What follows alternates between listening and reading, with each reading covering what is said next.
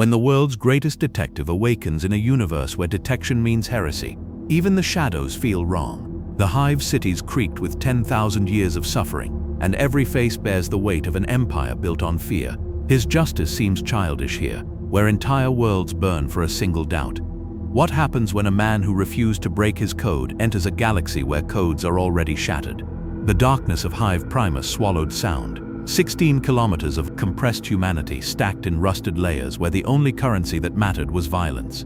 In the Underhive, where toxic sludge pooled beneath sagging gantries, a figure lay broken, his armor once sleek and angular now cracked and sparking with errant energy. Blood pooled beneath the cowl, its pointed ears bent and twisted from impact. In the distance, the industrial percussion of autoguns and the screams of the dying formed a familiar chorus. The man who called himself Batman had fallen through reality itself, and the universe that caught him had teeth. He remembered the explosion, the fracturing of space-time as the Omega Sanction detonated. Darkseid's final curse meant to scatter him across all possible timelines, condemned to live and die and live again. But this place was unlike any hell he had prepared for. His enhanced senses catalogued unfamiliar compounds in the air. Promethium, human waste, incense, blood, ozone, the distinct radiation signature of weaponry that shouldn't exist. The first gangers found him as consciousness returned. 6 of them with crude tattoos of skull and gear motifs across radiation-scarred faces. They carried weapons that looked like they had been assembled from scrapped machinery, but functioned with lethal efficiency. Batman watched through slitted eyes, his cowl's diagnostic systems flickering as they struggled to compensate for the damage sustained in the transition. That armor might fetch a good price with the Guilders, said the largest, a man whose face was a topographic map of scar tissue. Strip him. Batman moved. Later he would understand that his muscle density and reaction time were enhanced by the transition. His body reconstructed by the same energies that had flung him across dimensions. For now, he only knew that his strikes landed with terminal force, shattering bone and rupturing organs with each precisely delivered blow. The Batman he had been, even at his most ruthless, had pulled his punches. Here, his body seemed to have no such limiters. The fight lasted 6 seconds. 6 bodies lay broken around him in a perfect circle. He stripped them of their weapons, primitive yet complex. They reflected a technological paradigm both advanced and barbaric. One was labeled autogun turbine pattern in a language that his cowl somehow translated, though he had never seen its like before. It operated on simple combustion principles, but the mechanism was blessed with strange oils, and tiny symbols were carved into every component. He needed information. The Hive loomed above him, a grotesque mockery of Gotham, as if his city had been stretched upward for millennia by insane architects. Greenish light filtered through toxic clouds, illuminating the industrial hell of the Underhive. In the middle distance, a massive structure rose, more heavily defended than the surrounding ruins, a nexus of power.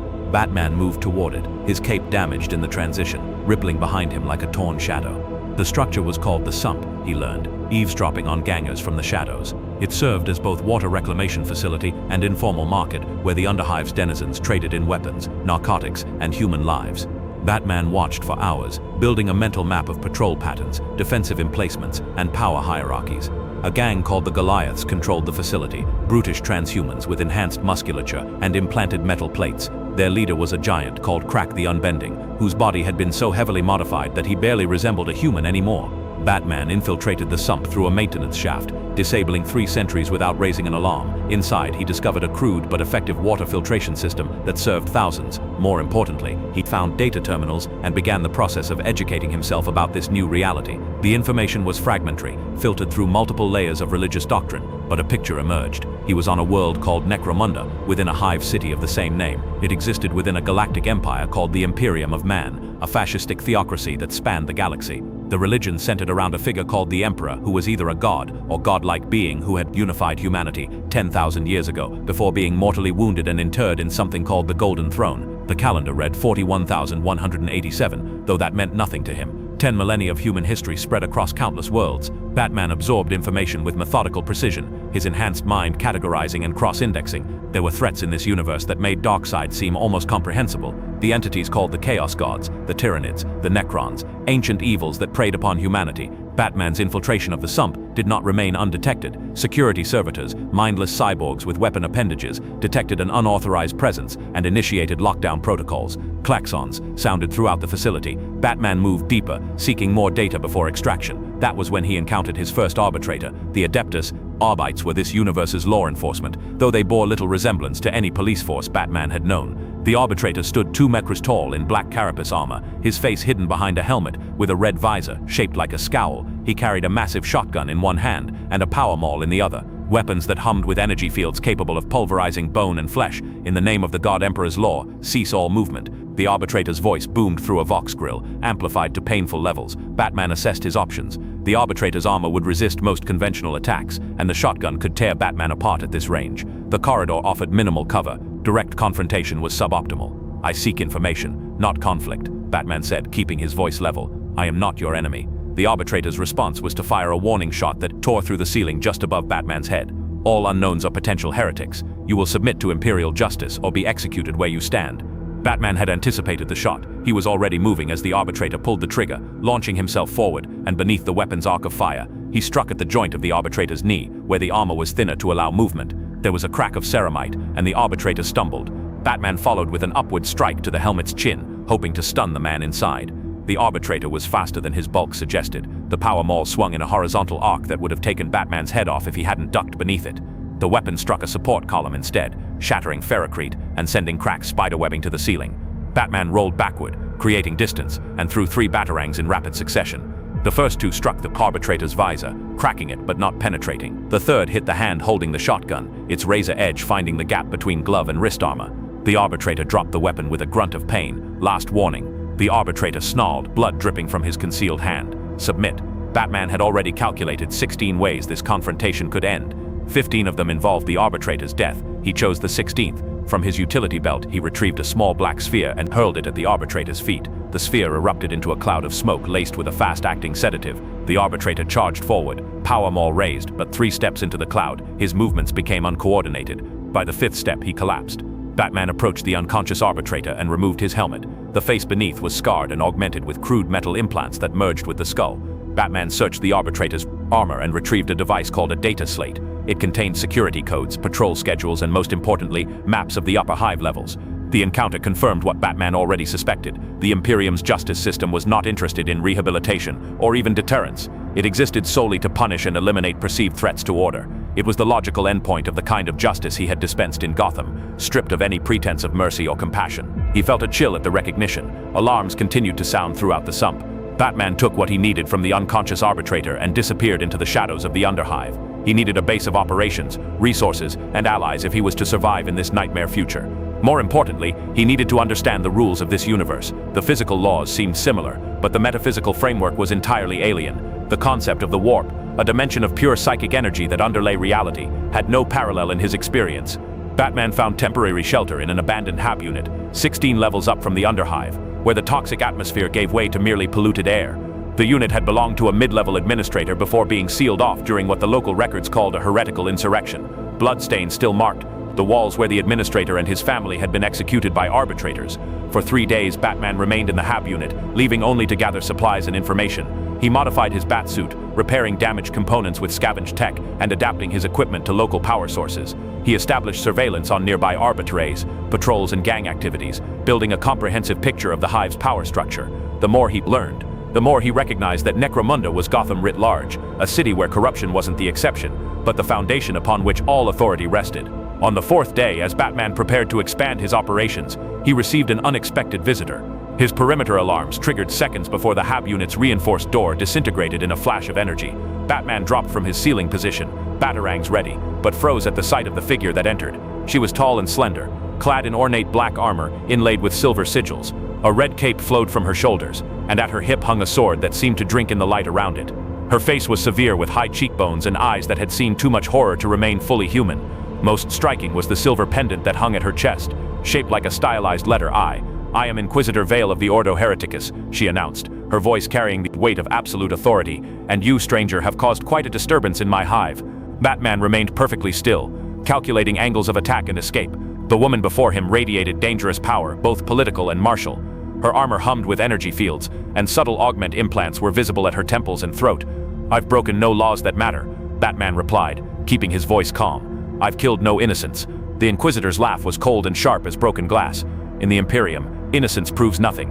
But you misunderstand my presence, stranger. I am not here to execute you." "Not yet," she gestured, and 2 massive figures entered behind her. Space Marines, Batman recognized from his research. Genetically enhanced super soldiers clad in power armor that made them tower over normal humans. These wore black armor with silver trim and bore the insignia of the Death Watch. Alien hunters who served the Inquisition directly. Their bolters, weapons that fired rocket-propelled explosive rounds, were leveled at Batman's chest. My OPEX detected unusual energy signatures, centered on your location. The Inquisitor continued, warp fluctuations consistent with dimensional transit. You are not of this universe, are you? Batman considered denial but recognized the futility. No. Interesting. And your purpose here? I have none. My arrival was not by choice. The Inquisitor studied him, her augment eyes whirring softly as they adjusted focus. You've been gathering intelligence, establishing surveillance, building a network. These are not the actions of a man without purpose. Survival requires understanding. Batman replied. And I always have contingencies. Something like approval flickered across the Inquisitor's severe features. Indeed. Tell me, stranger, what do you call yourself? I am Batman. A curious appellation. My psychers detected your presence days ago, Batman. They described your mind as a fortress layered with defenses unlike anything they had encountered. You think differently than men of this age, more methodically, with greater purpose and discipline. She stepped closer, unafraid. The Imperium has enemies beyond counting, both without and within. I fight a war against corruption that can never be won, only contained.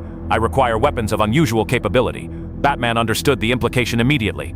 You want to recruit me? I want to offer you purpose, she corrected, and resources.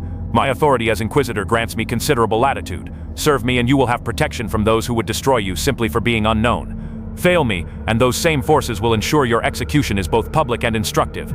It was not a choice, and they both knew it. Batman had analyzed enough of the Imperium structure to recognize that the Inquisition operated above all law, answerable only to its own hierarchy, and nominally to the Emperor himself. An Inquisitor could order the death of millions on suspicion alone. What would this service entail? Batman asked. Inquisitor Vale smiled thinly. The Hive is sick with corruption, Batman. Not merely the physical rot that pervades these lower levels, but spiritual decay. Cults fester in the darkness. Xenophile sympathizers trade in alien contraband. Worst of all, the taint of chaos spreads through the nobility, who believe themselves above the Emperor's law. She activated a holo projector on her wrist, displaying a three-dimensional map of a section of the Hive Batman had not yet explored, the Palatine Spire, home to the first noble houses that govern Hive Primus. My sources indicate a cult of pleasure has taken root among the younger nobles, led by a figure who calls himself the Master of Revels. They traffic in Xenos narcotics and forbidden technologies. Some have exhibited signs of mutation. You want me to gather evidence? Batman surmised. The Inquisitor's laugh was brittle. Evidence is a luxury when heresy threatens. I want you to infiltrate their gathering tonight and eliminate the leadership. My Deathwatch brothers will purge the outer chambers, but the inner sanctum is protected by technology that interferes with their armor systems. You, however, might penetrate their defenses undetected. Batman's expression hardened beneath his cowl. I don't kill indiscriminately. Then you will die, and I will find another tool. Vale replied without emotion. The Imperium stands upon the edge of a knife, Batman. The horrors that prey upon mankind would consume your sanity if you glimpsed them directly. Mercy toward the corrupted is cruelty toward the innocent. For a moment, Batman said nothing, weighing his options. The brutal calculus of this universe was alien to him, yet not entirely unfamiliar. How many times had he captured the Joker only to see him escape and kill again? How many innocents had died because of his unwillingness to cross that final line? I will infiltrate this gathering, he said finally. I will identify the leadership and their connections. I will gather intelligence on their operations and supply lines, but I will not execute unarmed civilians without trial, regardless of their crimes. The Inquisitor studied him, then nodded once. Acceptable for now. My kill team will handle the necessary executions based on your intelligence. But make no mistake, Batman, if you encounter direct evidence of demonic corruption, you will eliminate the host immediately or face the consequences. She handed him a small silver pendant shaped like the inquisitorial eye. This marks you as operating under my authority. It will open certain doors and prevent the more zealous elements of the Adeptus Arbites from executing you on sight. Do not lose it. With that, the Inquisitor turned and swept from the room, her Deathwatch guards following with mechanical precision. Batman was left alone with the pendant and the knowledge that he had made a deal with a devil he did not yet fully understand. But the alliance, however tenuous, would provide him with access to resources and information he desperately needed if he was to find a way home, or failing that, to carve out a place in this nightmare future. The Palatine Spire was a monument to decadence. Unlike the industrial brutalism of the lower Hive, the spire featured soaring Gothic architecture with flying buttresses and stained glass windows depicting the Emperor's conquest of the stars. Gilded statues of imperial heroes lined processionals wide enough for tanks to pass in formation. The air was perfumed and filtered free of the toxic miasma that plagued the rest of the Hive. Batman infiltrated the spire through its waste reclamation system, a network of pipes and processing chambers that funneled effluent downward to the underhive. Even the nobility's waste was considered too valuable to discard, processed instead into food and water for the masses below. The symbolism was not lost on him. He emerged in a maintenance corridor 3 levels below the target. His batsuit, modified with components scavenged from Necromunda tech, now incorporated active camouflage capabilities that rendered him nearly invisible to standard security systems. The cowl's sensors had been enhanced to detect the energy signatures associated with warp contamination, according to specifications provided by Inquisitor Vale. As he ascended toward the gathering, Batman witnessed the stark stratification of Imperial society. Servants with implanted control devices moved silently through the corridors, their eyes vacant. Armored guards with the insignia of House Helmore stood at key junctures, carrying weapons that could level city blocks. Administratome officials shuffled between offices bearing stacks of parchment and data slates, their bodies hunched from decades of subservience. The gathering itself was held in a vast chamber called the Amber Court, named for the fossilized resin that encased ancient insects in its translucent walls. The amber glowed with internal bioluminescence, casting the chamber in a warm golden light that belied the darkness of its purpose. 200 nobles were in attendance, clad in fashions that mixed Gothic extravagance with subtle Xenos influences. They wore masks of precious metals and rare animal bones, some clearly not of human origin. Batman positioned himself in the shadows of a high gallery, activating the cowl's enhanced senses. The gathering appeared on the surface to be nothing more than a decadent masquerade. Servitors carried trays of exotic foods and wines. Musicians played strange instruments that produced sounds at the edge of human hearing. Nobles engaged in elaborate social games, forming and breaking alliances with each word and gesture. But Batman's sensors detected anomalies. Certain nobles exhibited elevated body temperatures and irregular heartbeats consistent with narcotic use, but the drugs in their systems matched no known compound in the cowl's database. More concerning were the subtle biomechanical modifications visible beneath their ornate clothing, not the crude augmentics used by the lower classes, but seamless integrations of flesh and alien technology. Batman recorded everything, identifying key figures through their interaction patterns. The social hierarchy was complex but discernible to his trained eye. At its apex was a figure who could only be the master of revels, a tall, slender man in a mask of silver filigree. He moved through the crowd with preternatural grace, his presence causing visible reactions in those he approached. Some seemed to bask in his attention, while others shrank back in what Batman recognized as poorly concealed fear. For 3 hours, Batman observed, gathering intelligence on the cult's membership, structure, and activities. Then the true purpose of the gathering revealed itself. The Master of Rebels ascended a dais at the center of the chamber and raised his hands. Amber walls pulsed in response, and the music shifted to a rhythm that made Batman's teeth ache. "My friends," the Master's voice caressed rather than spoke, the words seeming to bypass the ear and resonate directly in the mind. "We have indulged in the pleasures of the flesh and the stimulation of the mind. Now we turn to the nourishment of the soul. The other world calls to us and we shall answer." The nobles formed a circle around the dais, removing their masks to reveal faces that were beautiful yet wrong in subtle ways. Eyes too widely spaced, cheekbones too sharp, teeth slightly too numerous. They began to sway in unison as the Master produced a crystal chalice filled with iridescent liquid.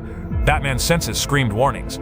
The liquid in the chalice was saturated with warp energy, and the rhythmic movements of the nobles were generating a psychic resonance that his instruments registered as dangerous and increasing. This was no mere cult of pleasure. This was ritual sorcery. He had seen enough.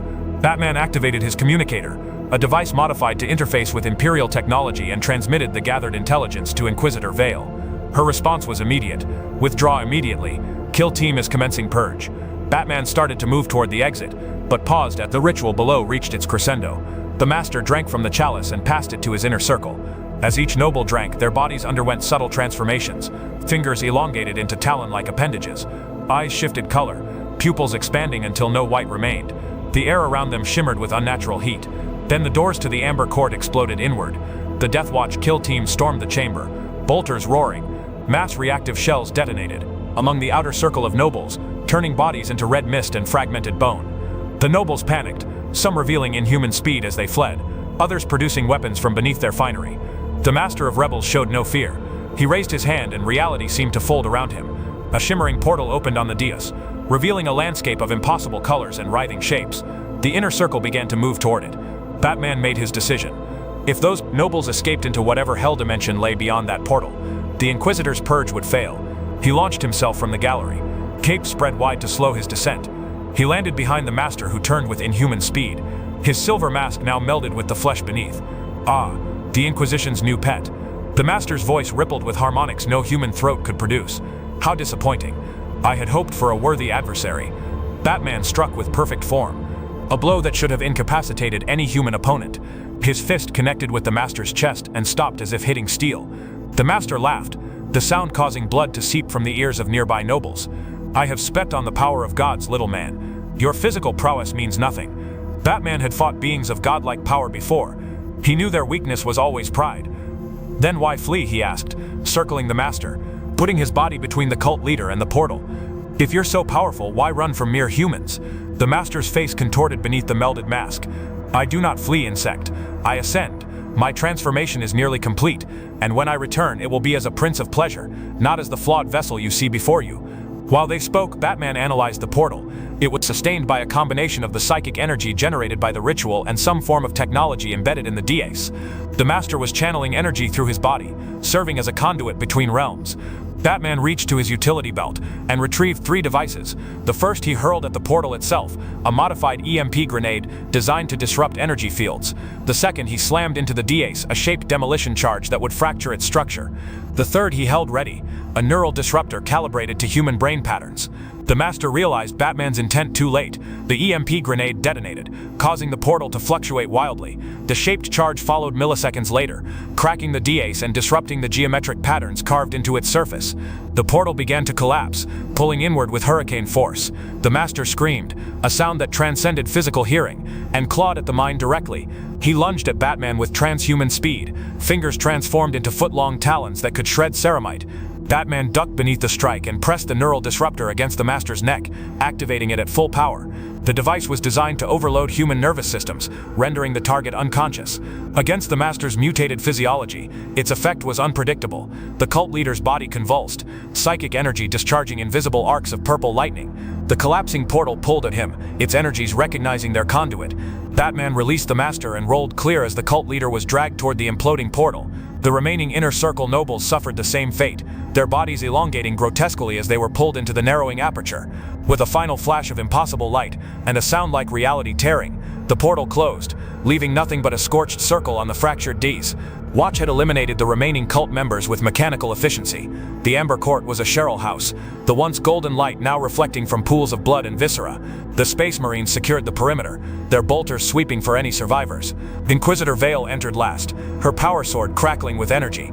She surveyed the carnage with clinical detachment before focusing on Batman, who stood alone beside the ruined Ds. Batman replied along with his inner circle. The portal is destroyed. Vale studied the scorched circle, then nodded once. Acceptable outcome, though I would have preferred to interrogate him. His transformation was nearly complete, Batman said. He was no longer human enough to interrogate. The Inquisitor's gaze sharpened. You speak as one with experience of such things. Batman thought of Darkseid, of the Anti-Monitor, of beings whose existence threatened reality itself. Have encountered entities that transcend humanity before. Curious, Vale gestured to her kill team, who began the systematic process of gathering evidence and disposing of bodies. You have proven your value, Batman, perhaps more than I anticipated. Walk with me. They left the Amber Court, moving through corridors now emptied of all life. The Inquisitor's presence had triggered emergency protocols throughout the Spire, sealing off the affected levels and deploying Helmar House troops to establish a cordon. None dared question her authority. The corruption you witnessed tonight runs deeper than a single cult, Vale said as they walked. The noble houses compete for the favor of powers they barely comprehend, thinking themselves clever enough to harness the warp without being consumed by it. They are children playing with plasma weapons. Batman remained silent, processing what he had witnessed. The casual slaughter of the nobles, regardless of their corruption, troubled him. Yet he had seen the inhuman transformations, the portal to what could only be described as a hell dimension. In this universe, the line between justice and necessary evil seemed vanishingly thin. You disapprove of my methods, the Inquisitor observed. I question their efficiency, Batman replied carefully. Mass executions create martyrs, and drive corruption deeper into hiding. Surgical precision would yield better long-term results. Vale stopped walking and turned to face him directly. You speak of fighting corruption as if it were a crime. Batman in the Imperium, corruption is not merely illegal, it is existential. The forces that seek to unmake humanity do not recognize concepts like mercy or rehabilitation. They are entropy given consciousness, and they cannot be reasoned with or reformed. She gestured around them at the opulent corridor. This decadence is not merely moral failing. It is the fertile soil in which the seeds of destruction take root. The nobles indulge their desires, pushing ever further into forbidden pleasures. They make pacts with powers beyond their comprehension for trivial advantages over their rivals. Each compromise weakens the barrier between reality and the warp until eventually the barrier fails entirely. Batman thought of the Justice League, of the systems he had helped create to identify and contain threats to Earth, then build better systems of detection and containment. Killing every suspected heretic is inefficient, and creates collateral damage that fuels resentment. Spoken like a man from a simpler age, Vale said, but there was no mockery in her tone. Perhaps that is why the Emperor guided you to us. The Imperium has calcified over millennia, our methods dictated by dogma rather than reason. A fresh perspective might reveal blind spots in our doctrine. She resumed walking. I will consider your counsel, Batman. In return, I require your continued service. Batman recognized the offer for what it was, an alliance of convenience between two individuals with fundamentally different methodologies but aligned immediate goals. He would not change the Inquisitor's worldview overnight, but each life he could save through more targeted interventions was a victory worth pursuing. I will serve as your operative, Batman agreed, but I maintain my own moral code. I will not execute unarmed prisoners or civilians regardless of suspected corruption. Your reluctance is noted, Vale said. But remember this, Batman. In the Imperium there are fates worse than death. Mercy without understanding is the greatest cruelty. She activated a communicator on her wrist. Prepare my shuttle for immediate departure to the Fortress Inquisitorial and inform Margos Drelic that I am bringing him a unique specimen for analysis. Batman tensed at the word specimen, his body subtly shifting into a combat stance.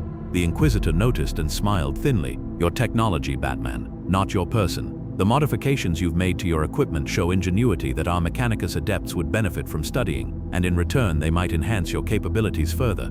It was a reasonable offer, but Batman remained wary. In the weeks since his arrival on Necroanda, he had learned that nothing in the Imperium came without hidden cost. Every transaction was layered with agendas within agendas. The Inquisitor saw him as a useful tool, but tools could be discarded when they outlived their usefulness. For now, however, he would accept the alliance. It provided access to resources and information he desperately needed if he was to understand this universe fully, and perhaps eventually find a way home. And if no way home existed, then he would need every advantage to survive in this brutal future where humanity fought a losing war against the darkness both without and within. The Fortress Inquisitorial hung in geostationary orbit above Necroandanda, a satellite the size of a small moon. Its exterior bristled with defense systems capable of reducing hive spires to molten slag. Inside it was a labyrinth of interrogation chambers, research facilities, and data vaults containing information too dangerous to exist planetside. Batman stood at a viewport in Inquisitor Vale's personal quarters, looking down at the pollution-shrouded planet below. Necroandanda was one of countless hive worlds in the Imperium, each home to billions of humans living in conditions that would break most men. Yet they endured generation after generation, their suffering transmuted into the raw materials that sustained humanity's galactic empire. Impressive, is it not? Vale asked, joining him at the viewport. She had changed from her field armor into a formal uniform of black and gold, the inquisitorial rosette prominently displayed at her throat. Many who reach this vantage point are overwhelmed by the scale of the Imperium's works. I see inefficiency, Batman replied. Trillions living in manufactured scarcity to support a system that was most of their productive potential. Spoken like a man of reason, the Inquisitor said, something like amusement in her voice. But reason is a luxury in our age. The Imperium is not designed for efficiency, Batman. It is designed for survival. Batman turned from the viewport to face her. Those aren't mutually exclusive goals. Perhaps not in the universe you came from. Vale activated a holothic projector built into her desk. It displayed a galactic map with countless worlds marked in imperial gold. Red zones indicated active conflicts, and there were hundreds of them scattered across the galaxy. But here we fight a war on 1,000 fronts against enemies that cannot be reasoned with or permanently defeated. The Tyrannid hive fleets seek only to consume all biomass. The Orcs live only for violence. The Necrons awaken from their tombs with technology that defies comprehension. And worst of all, the forces of chaos corrupt from within, turning our own people against us. She manipulated the projection, focusing on a region near the galactic core that pulsed with crimson warning runes. The latest reports indicate a black crusade is forming in the Eye of Terror, the 13th to threaten the Imperium since the heresy. Each previous crusade has cost billions of lives to repel. Batman studied the projection, his enhanced mind calculating force distributions and strategic vulnerabilities. The Imperium's military doctrine was based on attrition warfare on a galactic scale, sacrificing billions to preserve trillions. It was brutally logical if one accepted the premise that the threats could not be permanently eliminated through more targeted means. Your Mechanicus completed their analysis of my equipment, Batman said, changing the subject. What did they learn? Vale deactivated the projection. Magos Drelok reports that your technology incorporates principles unknown to the Adeptus Mechanicus despite being less advanced than our own in many respects. The material of your cape, for instance, is a memory polymer that exists in our records but was deemed inefficient for mass production 10 millennia ago. Yet your implementation of it is more elegant than anything in our archives. She handed him a data slate. The Magos has prepared several upgrades for your consideration: power field generators for your gauntlets, reflex enhancers compatible with your existing muscle structure. Most interestingly, he believes your cowl's sensor suite could be modified to detect warp anomalies with greater precision than our own or Specs devices due to its multi-spectrum capabilities. Batman reviewed the schematics. The offered enhancements would significantly increase his combat effectiveness against the enhanced beings he had encountered on Necro and Danda. The power field generators alone would allow his strikes to penetrate power armor and damage entities with warp-reinforced flesh. But Mechanicus modifications invariably included machine spirit rituals and sacred oils that he neither understood nor trusted. "I'll handle the integration myself," Batman said. "The Magos will be disappointed," Vale replied. "But I expected as much. The components have been delivered to your quarters. Now we have more pressing matters to discuss." She led him to a secure briefing room where a team of inquisitorial acolytes awaited. They were a diverse group, each specialized in different aspects of Imperial governance and threat assessment. A data savant with augment eyes that whirred constantly as they processed information streams. A former Arbite's judge, her face a map of scar tissue from an acid attack. A sanctioned psyker, her head shaved and inscribed with silver wards to prevent warp possession. A death cult assassin whose body was a canvas of ritual scarification. My retinue, Vale introduced them. Each has served me faithfully for decades. They will provide you with whatever support you require for your next assignment. The data displayed on the Proca Room's central holithic table showed a section of Hive Primus that Batman hadn't yet explored. The Mid-Hive commercial district known as the Mercantile Hexdex, where the great trading houses conducted their business, and the Merchant Guild maintained its headquarters. Our operation in the Palatine Spire disrupted one vector of corruption, Vale explained, but it was merely a symptom of a deeper infection. The noble cult received its xenotech and warp-tainted narcotics through a smuggling ring operating under the protection of Guildmaster Orsian. Images appeared of a corpulent man draped in the finery of a high-ranking guild official. His face was jowled and pallid with calculating eyes that held no warmth. Augment implants at his temples suggested neural enhancements, and his right hand had been replaced with a gold-plated mechanical prosthetic. Orsian controls 60% of the legal trade between Necroander and the wider Imperium. Data Savant provided his voice a mechanical monotone. His guild influence extends to 7 other hive worlds in the sector. Estimated personal wealth exceeds the GDP of 17 Imperial worlds combined, and he's untouchable through conventional means, the former judge added, her voice raspy from damaged vocal cords. The guild's charter dates to the Great Crusade itself, granting them immunities that even the Arbites must respect. Previous investigation have ended with the investigators reassigned dead or worse. Batman studied the intelligence. Guildmaster Orsian maintained a headquarters in the Mercantile Hexadex, a fortress-like structure called the Golden Counting House. It was protected by private military contractors drawn from former Imperial Guard veterans, automated defense systems, and if the reports were accurate, several rogue psychers who served as both security and business advisors. "You want me to gather evidence of Orsian's involvement in illegal trade?" Batman summoned. "I want you to destroy his operation entirely," Vale corrected. "Orsian is merely a middleman. The true target is his supply chain and his buyers. We need his transaction records, his distribution network, and most importantly, the identity of his off-world contacts." Batman considered the assignment. It aligned with his own methods in Gotham, where he had often targeted the financial infrastructure of criminal organizations, rather than just their enforcers. Cut off the money, and even the most entrenched criminal empire would wither.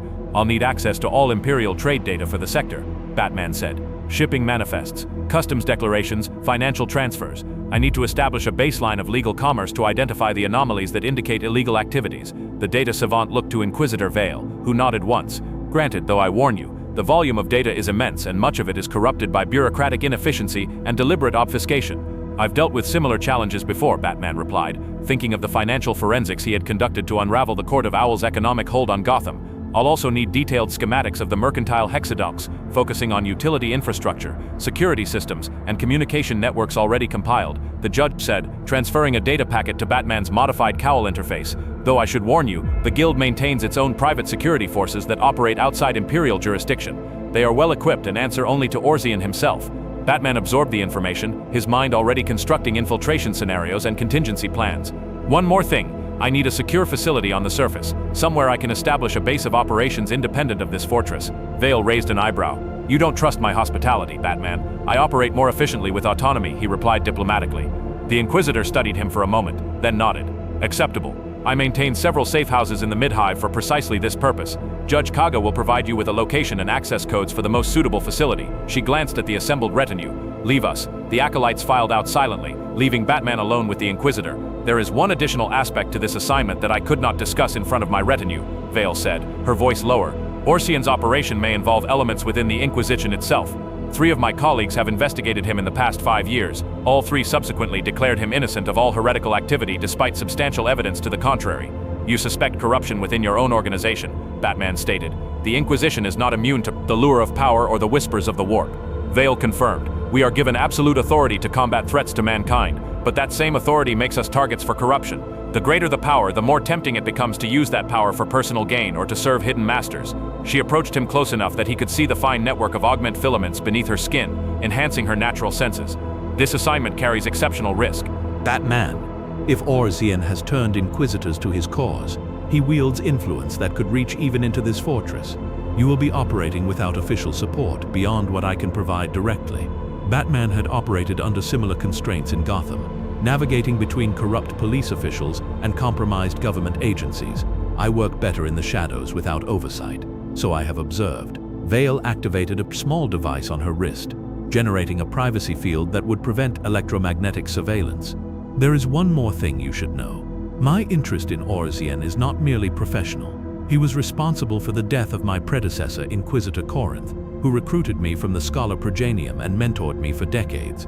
Corinth was investigating Orzian's ties to a Xenos trading collective when he was found dead in his quarters, apparently from natural causes. It was the first personal detail Vale had shared, and Batman recognized it for the significant gesture it was. You believe Orzian had him assassinated? I know it, Vale replied, her voice hard as flint. Corinth's body showed traces of a toxin derived from a Xenos species in the halo stars, a substance that mimics heart failure but leaves no trace after 24 hours. By the time I secured his body for proper examination, the evidence had degraded beyond standard detection. But I have resources beyond the standard. Her hand went to a silver pendant at her throat, different from her inquisitorial rosette. It appeared to be a locket of some kind. Corinth's final message to me contained a coded warning about Orzian and a reference to something called the Vermilion Protocol. I have spent 3 years trying to uncover what this protocol entails, following leads across 12 sectors. All paths lead back to Necro-Andanda and to Guildmaster Orzian. Batman absorbed this information, adding it to his mental dossier on the Inquisitor. Her motivations were more complex than they had initially appeared. Beneath the cold exterior of an Imperial zealot lay a personal vendetta that had shaped her career. It made her both more human and more dangerous. Revenge clouds judgment, Batman warned. Justice clarifies purpose, Vale countered. I do not seek Orzian's death for personal satisfaction. Batman, I seek the truth he tried to bury with my mentor's body. If the Vermilion Protocol threatens the Imperium, as I suspect it does, then millions of lives hang in the balance. Batman could not fault her reasoning, even if he questioned her methods. In a galaxy beset by existential threats, the line between justice and necessary ruthlessness was vanishingly thin. He had seen enough of this universe to understand why the Imperium had become what it was, even if he rejected its excesses. I'll find your evidence, Batman promised. And the truth about what happened to Inquisitor Corinth Vale deactivated the privacy field. Then we understand each other. A shuttle is prepared to return you to the surface. Judge Kara will provide you with the necessary credentials to move freely through the mid-hive sectors. The trading houses maintain strict security, but the inquisitorial rosette opens most doors. As Batman turned to leave, Vale added, "One last thing, Batman. If you encounter direct evidence of inquisitorial corruption, do not confront the individuals involved. Document everything and return to me immediately. Even my authority has limits when it comes to accusing a peer of heresy." Batman nodded once and departed. As he walked through the labyrinth corridors of the Fortress Inquisitorial, he processed what he had learned. The Inquisitor was using him as a deniable asset, sending him to investigate corruption that she could not pursue directly due to political constraints. It was a familiar role, one he had played many times in Gotham when working with the few honest officials in a corrupt system. But there was more to it than mere political expedience. Vale genuinely believed that Orzian's operations threatened the Imperium on a fundamental level, and after what Batman had witnessed in the Palatine Spire, he could not dismiss her concerns. The ritual he had interrupted had nearly opened a permanent breach between dimensions, allowing entities of immense power to enter real space. If Orzian was facilitating similar activities on a larger scale, the consequences would be catastrophic. The safe house provided by Judge Kaga was located in a mid-hive district known as the Mercator's Reach, a commercial zone dominated by smaller trading houses that existed in the storing shadow of the great guilds. The building itself was unremarkable, a Habel block indistinguishable from thousands of others. Its true nature was revealed only when Batman entered and activated the security protocols. Armored shutters descended over the windows and doors. Hidden weapon systems emerged from concealed compartments in the walls and ceiling. Most importantly, a sophisticated Orrery array powered up, scanning for surveillance devices and warp anomalies throughout the structure. The safe house was designed to serve as both fortress and command center for inquisitorial operations. Batman spent 3 days converting it into something closer to the Batcave. He repurposed the Orrery array, integrating it with his Cowl's enhanced sensor suite to create a surveillance network that extended through the surrounding Hubble blocks, modified the communication systems to intercept Vox traffic across multiple Imperial frequencies. Most importantly, he constructed an analysis engine using components scavenged from abandoned koi data banks in the Underhive, creating a system capable of processing the massive datasets he had requested from the Inquisition.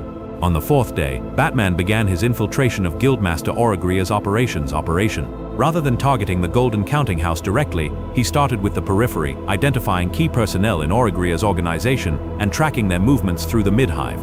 The Guildmaster himself rarely left his headquarters, but his representatives moved constantly between trading houses, administrative offices, and warehouses scattered throughout the Hive. Batman focused on Orrery's chief of security, a former Imperial Guard colonel named Thaddeus Vex. Vex had served with distinction in 3 sector-wide campaigns against Orc invasions before being dishonorably discharged for executing civilian hostages during a rebellion on Sophia. Orrery had recruited him directly from the Guard's penal battalion, offering him freedom and wealth in exchange for his military expertise. Vex maintained an office in the Golden Counting House, but spent most of his time inspecting Orrery's various properties throughout the Hive. Batman tracked him for 2 days, establishing his routine and security protocols. On the 3rd day, as Vex conducted a late-night inspection of a warehouse in the lower Midhive, Batman made his move. The warehouse officially contained agricultural equipment destined for feudal worlds in the neighboring sector. Batman's analysis of shipping manifests had revealed discrepancies in weight and power consumption consistent with hidden cargo. As Vex completed his inspection and dismissed his security detail, Batman descended from the shadowed rafters. Vex was more perceptive than the average hired muscle. He sensed the attack coming and rolled sideways, drawing a bolt pistol from his hip holster with practiced efficiency. The weapon roared, mass reactive shells detonating against the ferrocrete, where Batman had been standing a fraction of a second earlier. Batman's modified gauntlets, now incorporating the power field generators provided by the Mechanicus, glowed with blue energy as he struck. The enhanced blow connected with Vex's chest, overloading the personal shield generator hidden beneath his uniform and cracking 2 ribs beneath. The security chief grunted in pain but didn't fall, pivoting to bring his bolt pistol to bear again. Batman was already inside his guard. A precision strike to Vex's wrist sent the bolt pistol clattering across the warehouse floor. The security chief countered with a combat knife, its edge glowing with the telltale blue shimmer of a power field. Batman blocked the strike with his gauntlet, the opposing power fields creating a shower of sparks where they met. "You're the shadow that's been troubling the guild," Vex growled, his voice steady despite the pain of his broken ribs. "Orion has put a bounty on your head that could buy a battlecruiser."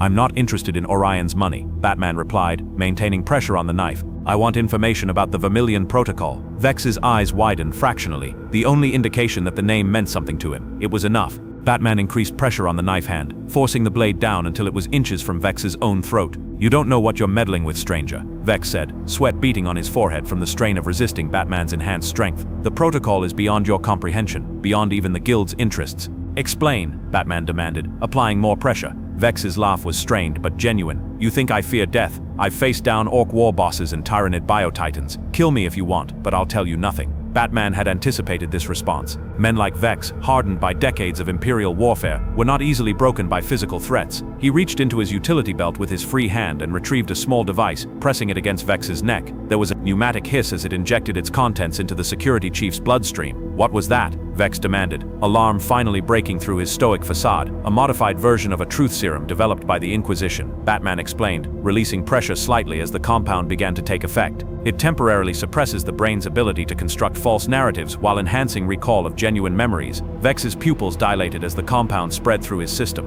His breathing became irregular and a fine tremor developed in his extremities. "You're working with the Inquisition," he said, his voice slurring slightly. "Should have known. The way you move, not natural." "The Vermilion Protocol," Batman repeated. "What is it?" Vex struggled against the compound's effects, his military training providing some resistance, but the formula had been calibrated specifically for enhanced Imperial operatives designed to overcome even the conditioning of Space Marines in extreme circumstances. Slowly, his resistance crumbled. "It's a contingency," he said, words spilling out despite his efforts to contain them. "Insurance against the Imperium's instability. Horzian doesn't believe the Golden Throne will last another century. When the Emperor finally dies, the Astronomicon will fail. Warp travel will become impossible. The Imperium will fragment into isolated sectors, each fighting for survival." Batman processed this information against what he had learned about Imperial governance. The Emperor entombed in the Golden Throne on Terra maintained the Astronomicon, a psychic beacon that allowed Imperial ships to navigate the dangerous dimension called the Warp.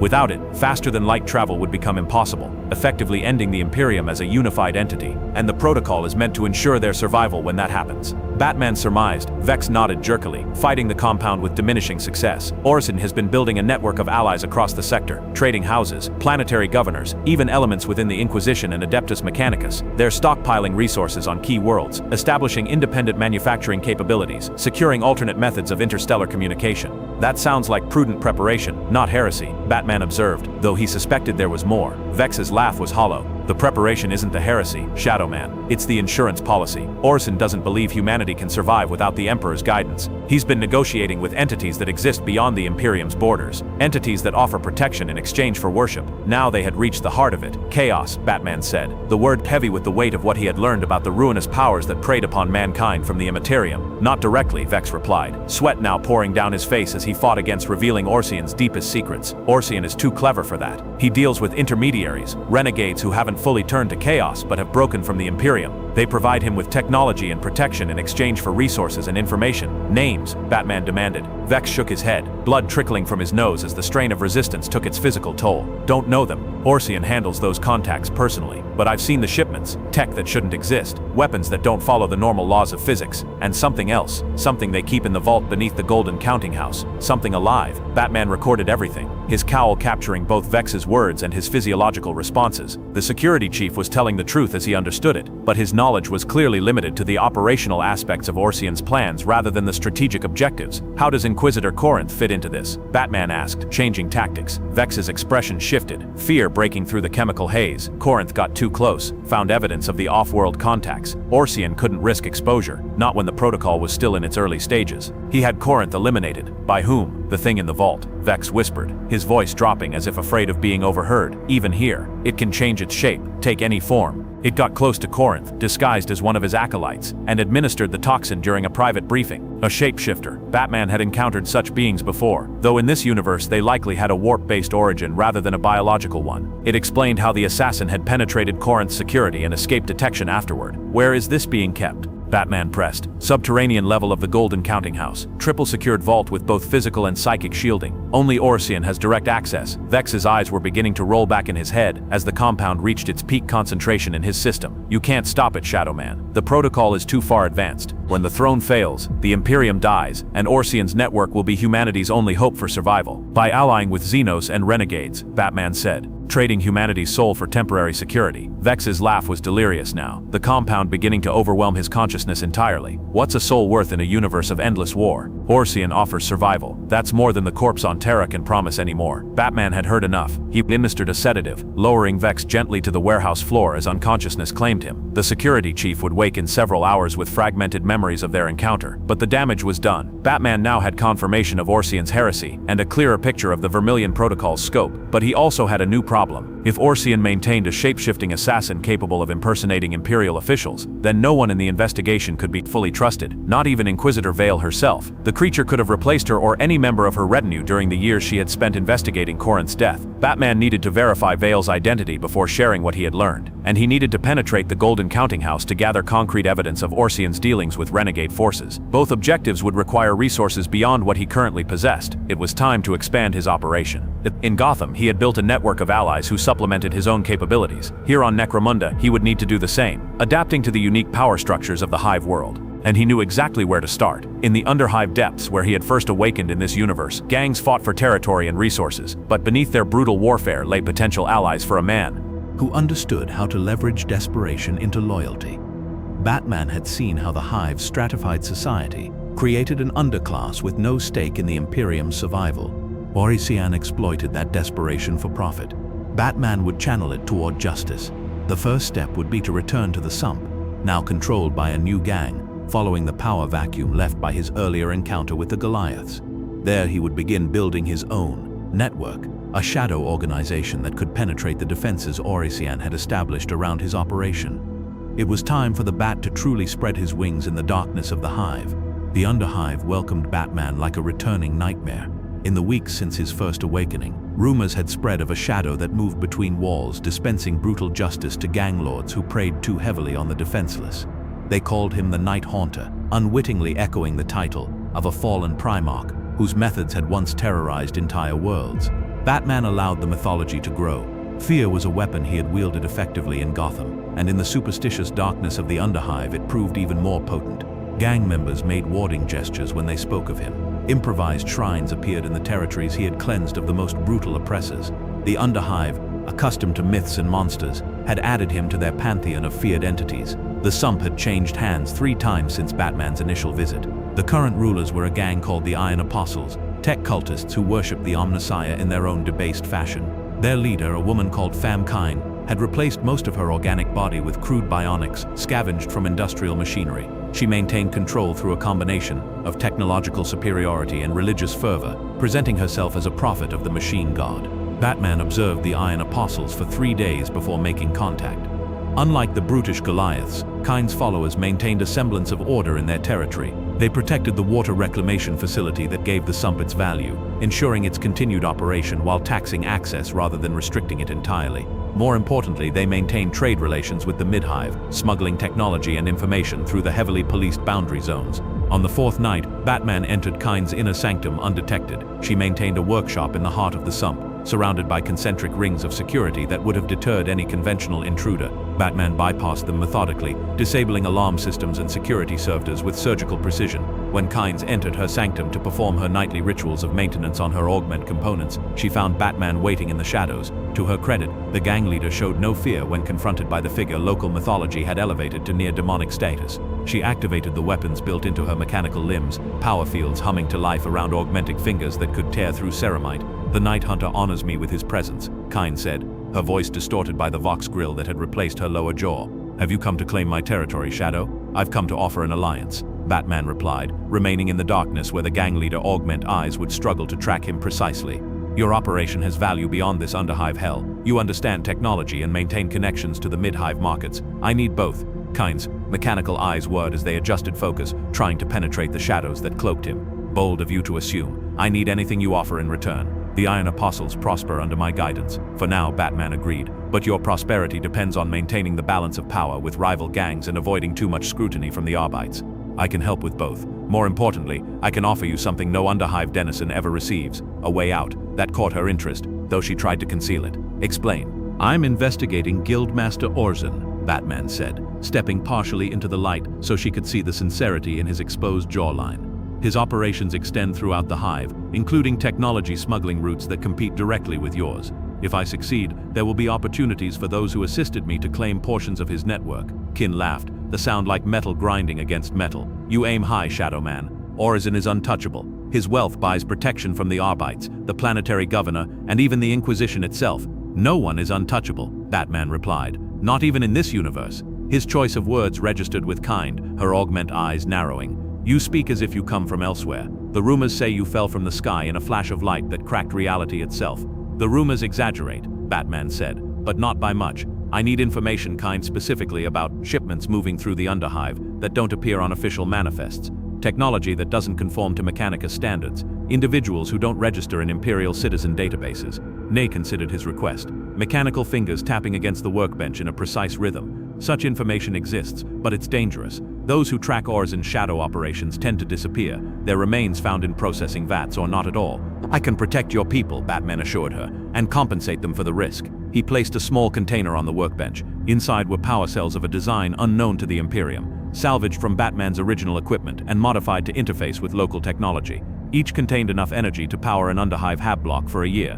Kay's augment eyes analyzed the power cells, and Batman could almost see the calculations running through her mechanically enhanced mind. Such a technology would cement her position among the Underhive gangs, elevating the Iron Apostles from mere scavengers to technological power brokers. "These are but a sample," Batman said.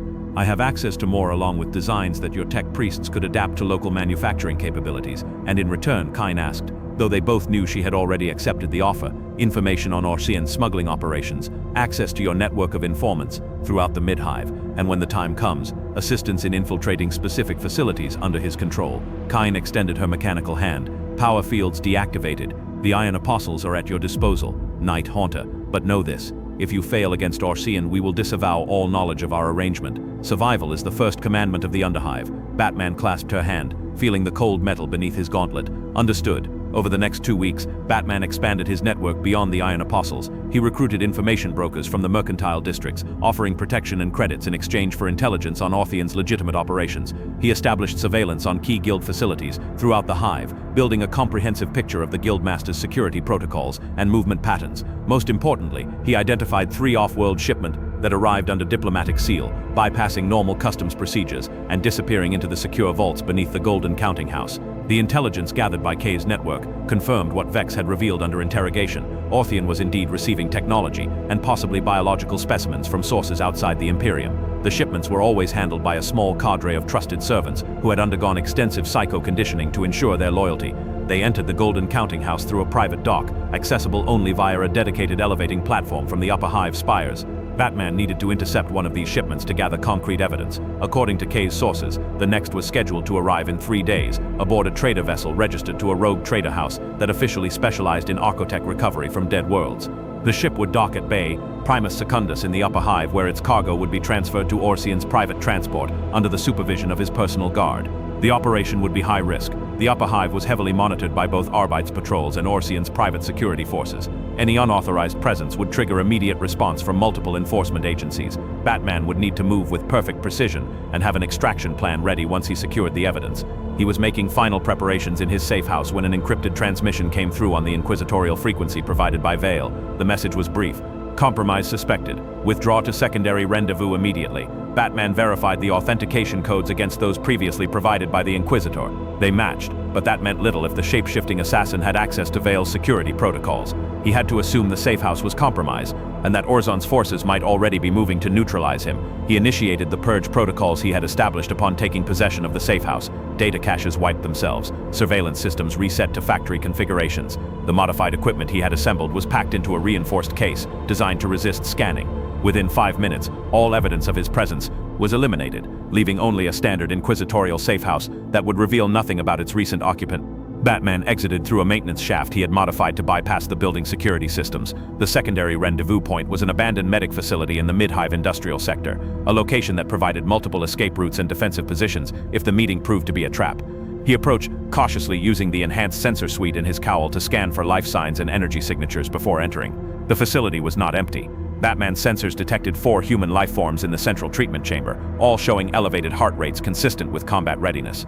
One matched the biometric profile he had established for Inquisitor Vale, but that meant little against a shapeshift capable of replicating biology. He activated the power field generators in his gauntlets and entered silently through the ventilation system. Inquisitor Vale stood in the center of the chamber, accompanied by 3 figures. Batman recognized as members of her retinue, the former judge, the sanctioned psyker, and a combat operative he hadn't previously met. They were arranged in a defensive formation, weapons drawn, but not aimed at any specific threat. "Your caution is understandable," Vale called out, her eyes tracking Batman's movement through the shadows with unnerving accuracy. "But unnecessary in this instance. If I meant you harm, this facility would already be surrounded by Death Watch kill teams." Batman dropped from the ceiling, landing in a position that kept all 4 figures in his line of sight and provided a clear path to the nearest exit. The message said you suspected a compromise. "Explain," Vale gestured to the psyker, a gaunt woman with silver circuitry embedded in her shaved scalp. "Epsilon detected a psychic probe attempting to access my secure quarters in Noche, the Fortress Inquisitorial. The probe's signature matched patterns associated with Xeno's telepathy, specifically the Eldar. Batman had encountered references to the Eldar in his research, an ancient alien species whose technology and psychic abilities far surpassed humanity's. They were known for their precognitive capabilities and labyrinthine schemes spanning centuries. You believe Orson Chad has LR allies?" Batman summarized. "It would explain certain inconsistencies in his operation." Vale confirmed. "The technological sophistication of his security systems exceeds what should be available to a guildmaster, even one of his wealth and influence. And there have been incidents where his operatives appeared to have foreknowledge of Imperial movements that should have been impossible to predict." The judge stepped forward, her scarred face grim. 3 hours ago, an Arbite's precinct in the Mid-Hive was attacked by unknown forces. The attackers specifically targeted the evidence vault, destroying records related to guild activities over the past decade. The arbitrator prefect reported that the attackers moved with unnatural speed and precision and left no bodies behind when they withdrew. "They're sanitizing the operation," Batman said, "eliminating potential evidence before making their move." "Precisely," Val agreed, "which means our timetable has accelerated. Whatever the Vermilion Protocol entails, it appears to be entering its active phase." Batman considered this information against what he had learned from Vex and K's network. "There's a shipment arriving in 3 days at Bay Primus Secundus. According to my sources, it contains technology of non-imperial origin. possibly including biological specimens. The Psyker's eyes widened. You've established your own intelligence network within the hive. I work more effectively with independent resources, Batman replied, not elaborating on the nature or extent of those resources. Vale seemed unsurprised by this revelation. Commendable initiative. The shipment you've identified may provide the evidence we need to move against Orzian directly. However, the attack on the Arbite's precinct suggests he's aware of our investigation and is taking countermeasures. We must assume all official channels are compromised, including your retinue, Batman pointed out. The shapeshift Vex described could have replaced any of them. The tension in the room increased perceptibly as the implications of Batman's statement registered. The combat operative's hand moved subtly toward his weapon before Vale raised a hand to still him. A valid concern, the Inquisitor acknowledged, but one I've anticipated. Each member of my retinue carries a psychic imprint that cannot be duplicated by conventional shapeshifting. Epsilon monitors these imprints constantly for anomalies. Batman remained skeptical. In his experience, no security measure was foolproof, particularly against threats with capabilities he did not fully understand. Nevertheless, operational security dictates limited information sharing until the threat is neutralized. Agreed, Vale said, which is why you alone will intercept the shipment at Bay Primus Secundus. My retinue and I will create a diversion to draw Orsian security forces away from the bay once you've secured evidence of his heresy. We'll reconvene at a location I will transmit to you 1 hour before the operation commences. It was a reasonable plan, though Batman noted that it conveniently separated him from Vale and her retinue at a critical juncture. He would proceed as agreed, but maintain his own contingencies in case the Inquisitor's loyalties proved compromised. There's one more thing you should know, Vale added, her voice lowering. The Fortress Inquisitorial received a communication from the High Lords of Terror 3 days ago. The Golden Throne's life support systems are showing signs of critical failure. Technical adepts estimate no more than 5 years before catastrophic breakdown becomes inevitable. The implications were staggering. If the Emperor's life support failed and the Astronomicon went dark, the Imperium would effectively cease to exist as a unified entity. Interstellar travel would become impossible in most regions, isolating human worlds and leaving them vulnerable to the countless threats that preyed upon mankind. Orsian knows, Batman realized, that's why the Vermilion Protocol is accelerating. He's positioning himself and his allies to survive the coming collapse at the expense of trillions of loyal Imperial citizens, Vale said, her voice hard, by making pacts with Xenos and worse to ensure his own survival while the Imperium burns. This is heresy of the highest order regardless of his pragmatic justifications. Batman understood the Inquisitor's position, but he also recognized the terrible logic behind Orthian's actions. In a universe where humanity faced extinction on multiple fronts, was preparation for the worst outcome truly heresy, or was it the only rational response to an inevitable catastrophe? He pushed these philosophical questions aside. For now, his focus needed to remain on gathering evidence and neutralizing the immediate threat posed by Orthian's operations. The larger questions of the Imperium's fate and humanity's survival would have to wait.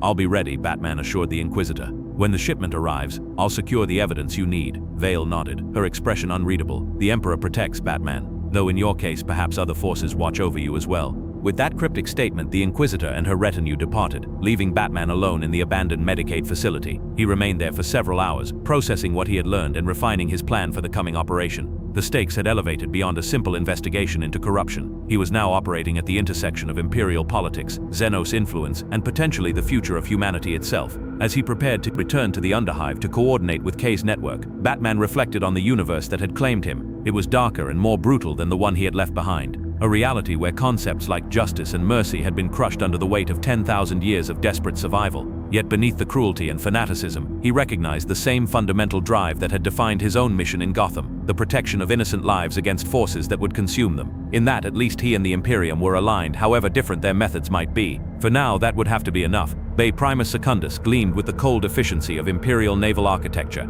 Unlike the Gothic excesses of the Hive spires, or the industrial brutalism of the Mid-Hive, the docking bay was designed with purely functional considerations in mind. Massive gantries extended into the void, secured to the upper hive by titanic chains and buttresses. Void shields shimmered invisibly around the exposed sections, protecting against both debris and potential attacks. Surveyor cranes the size of HLB blocks moved with precise inhuman patience, loading and unloading cargo from vessels of all sizes. Batman observed from a maintenance crawlway that paralleled the bay's main control nexus. His batsuit, further modified with technology supplied by K's tech cultists, now incorporated limited void protection and atmospheric seals that would allow him to operate briefly in the vacuum of space if necessary. The cow's sensor suite had been enhanced with Auspex capabilities that could penetrate standard Imperial cargo containers and identify their contents. The trader vessel Batman sought had docked an hour earlier, a sleek craft that bore the markings of House Belisarius, a rogue trader dynasty known for operating on the fringes of Imperial space. Its design was atypical for Imperial vessels, with smooth lines and energy signatures that suggested non-standard propulsion systems. Most significantly, it had bypassed the standard customs inspection protocols through the application of writs and seals that even the dock's senior officials could not question. Batman's enhanced hearing picked up the nervous conversation of the dock's administratum officials as they processed the vessel's documentation, triple sealed with the warrant of trade, one muttered, and countersigned by an inquisitorial representative. "We're not even supposed to log its contents, just like the last three," his colleague replied. "Strange days, then the higher-ups are scared of something. You can smell it on them when they come down from the spire. Keep your voice down," the first warned. "The guild has ears everywhere. Just process the documentation and forget we ever saw this ship." Their conversation confirmed what Batman had already surmised. Orsian's operation had protection at the highest levels of planetary governance, allowing his shipments to bypass normal security measures. It also suggested that the contents of the shipment were sensitive enough to warrant exceptional secrecy, even by the standards of previous deliveries. Batman activated his Vox link to Kay's lieutenant, a tech priest who called himself the Cypher. "Target vessel is in position. Confirm status of guild transport." "The gilded hand has just departed the Golden Counting House," the Cypher's mechanically distorted voice replied. "Estimated arrival at Bay Prima Secundus in 23 minutes. Orsian's security detail includes 2 full squads of his personal guard and a psyker handler with null restraints. They're expecting trouble." Night Haunter. That was concerning. Null restraints were specialized devices designed to contain psychers or warp entities. Their presence suggested that the shipment might include something with psychic capabilities, possibly the shapeshift Vex had mentioned, or another entity of similar nature. "Maintain surveillance on the Golden Counting House," Batman instructed. "Alert me to any unusual activity." "As you command," the Cypher acknowledged before cutting the transmission. Batman needed to infiltrate the trader vessel before Orsian's security team arrived. The ship's external hatches would be sealed and warded, but his analysis of similar vessels had revealed a vulnerability in the environmental control systems that vented excess heat into space.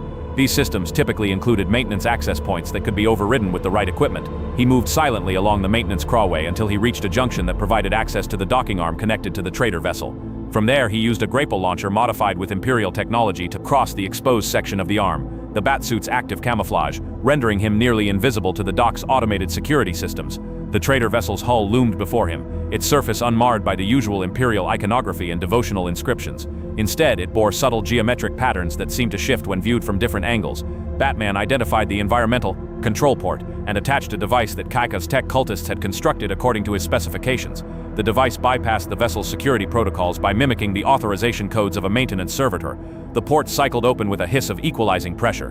Batman slipped inside, finding himself in a narrow utility corridor that provided access to the vessel's life support systems. Unlike standard Imperial ships, this vessel's interior was unnervingly clean and efficient, with none of the Baroque ornamentation or exposed cabling typical of human spacecraft. The lighting was soft and indirect, creating no shadows in which to conceal himself.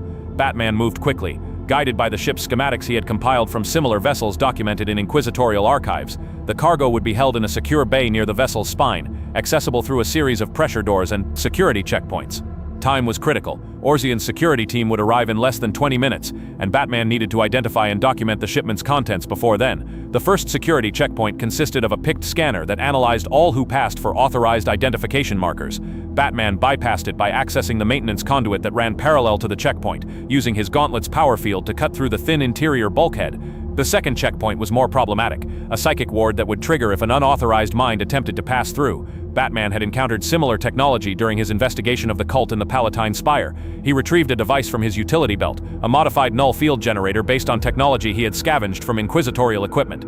It created a localized dampening field that suppressed his own neural activity just enough to appear as background noise to the psychic ward. As he approached the cargo bay, Batman's cowl sensors detected energy signatures inconsistent with standard Imperial technology.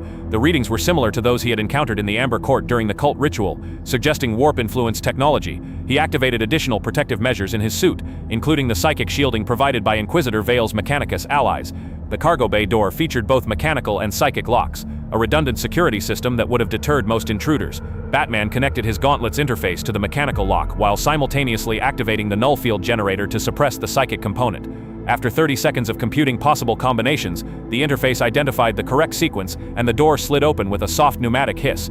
Inside, the cargo bay was dimly lit and temperature controlled to near freezing. 6 containers were arranged in perfect symmetry around a central platform. Unlike standard Imperial cargo containers, these were constructed from a material that resembled polished obsidian, but registered to Batman's sensors as an unknown compound with unusual properties.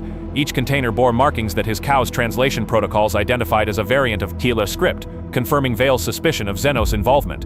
Batman approached the nearest container cautiously. His cow spec's capabilities struggled to penetrate the material, but he detected a faint energy signature from within, consistent with powered technology in standby mode. He located an access panel recessed into the container's surface and connected his gauntlet interface. The panel responded to his intrusion attempt with unexpected sophistication, initiating countermeasures that nearly overwhelmed his interface's protective protocols. Batman disconnected immediately, recognizing that direct access would require more time and specialized equipment than he currently possessed. Instead, he turned his attention to the central platform, which appeared to function as a control nexus for the containers. Its design was more overtly Imperial, suggesting it had been added to interface with the Xenos technology.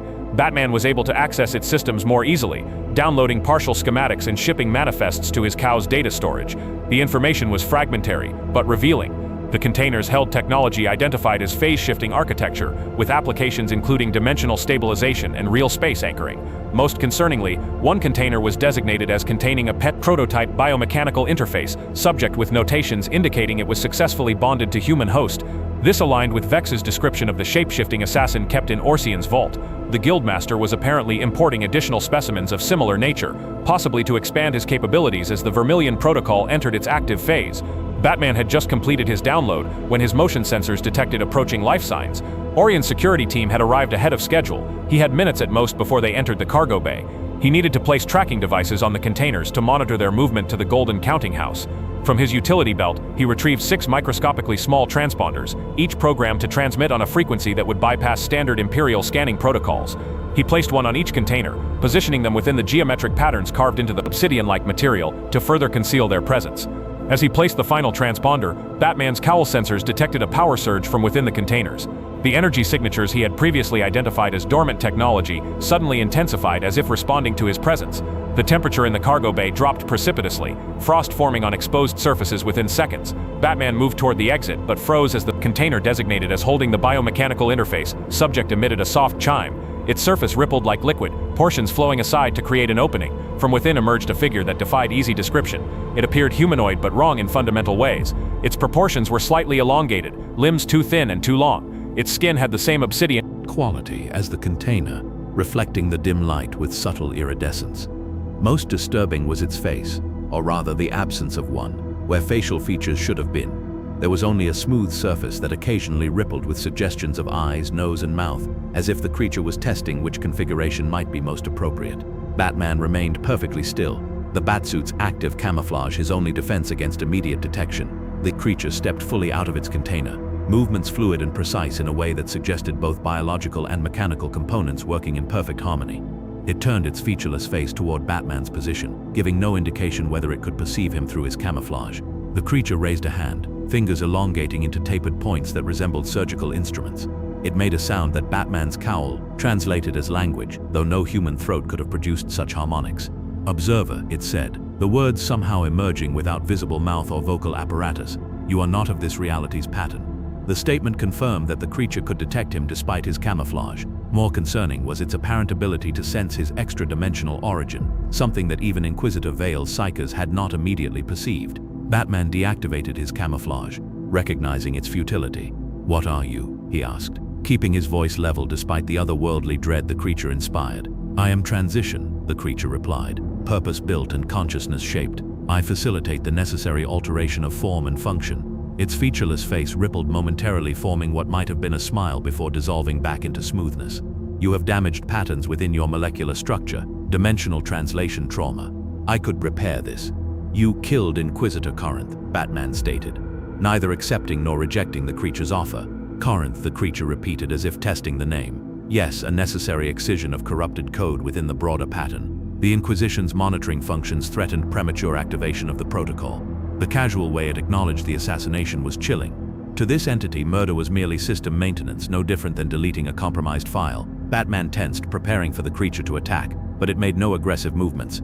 Your presence was not anticipated in the probability matrix. Transition continued, a variable from outside standard parameters. Interesting. The Guildmaster will want to integrate you into the revised calculations. Batman heard the security team entering the outer chamber. He had seconds before they reached the cargo bay. The Vermilion protocol will fail, he told the creature. The Imperium will not fall so easily. The Imperium is already falling, Transition replied, its voice modulating to something almost gentle. The Golden Throne fails. The Emperor's light dims. These are not probabilities but certainties. The protocol does not cause this entropy. It merely provides adaptation pathways for selected human stock. The outer door to the cargo bay began to cycle open. Batman had no choice but to retreat.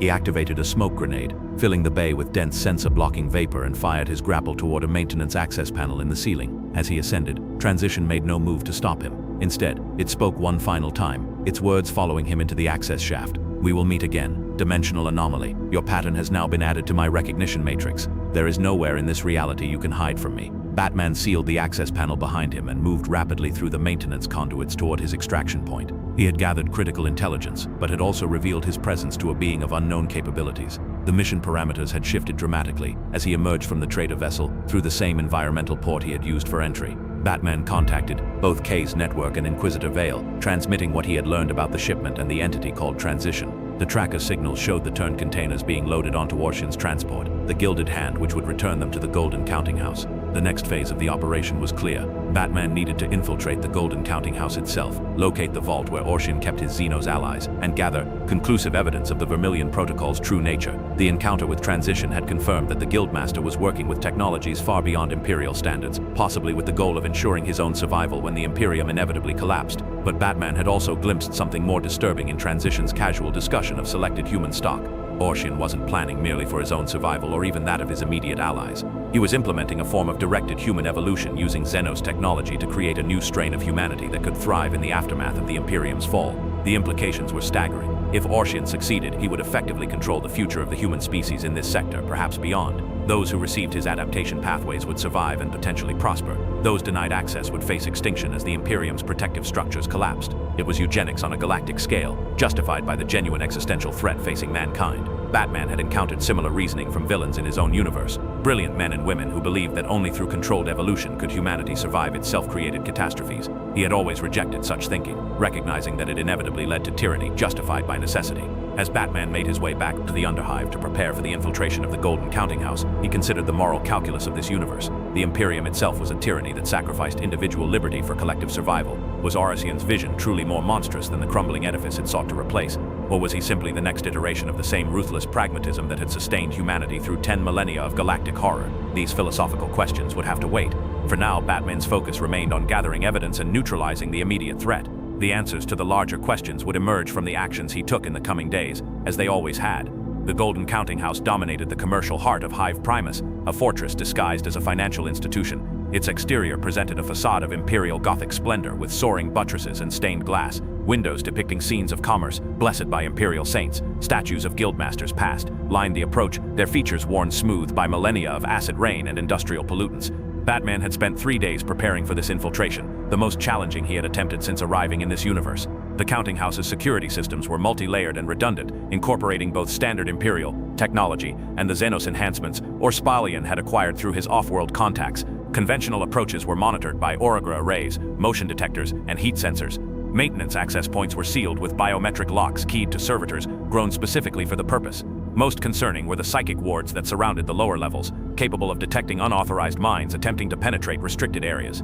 But every system had vulnerabilities, and Batman had identified several. The Counting House required daily deliveries of food, water, and other supplies for its thousands of employees.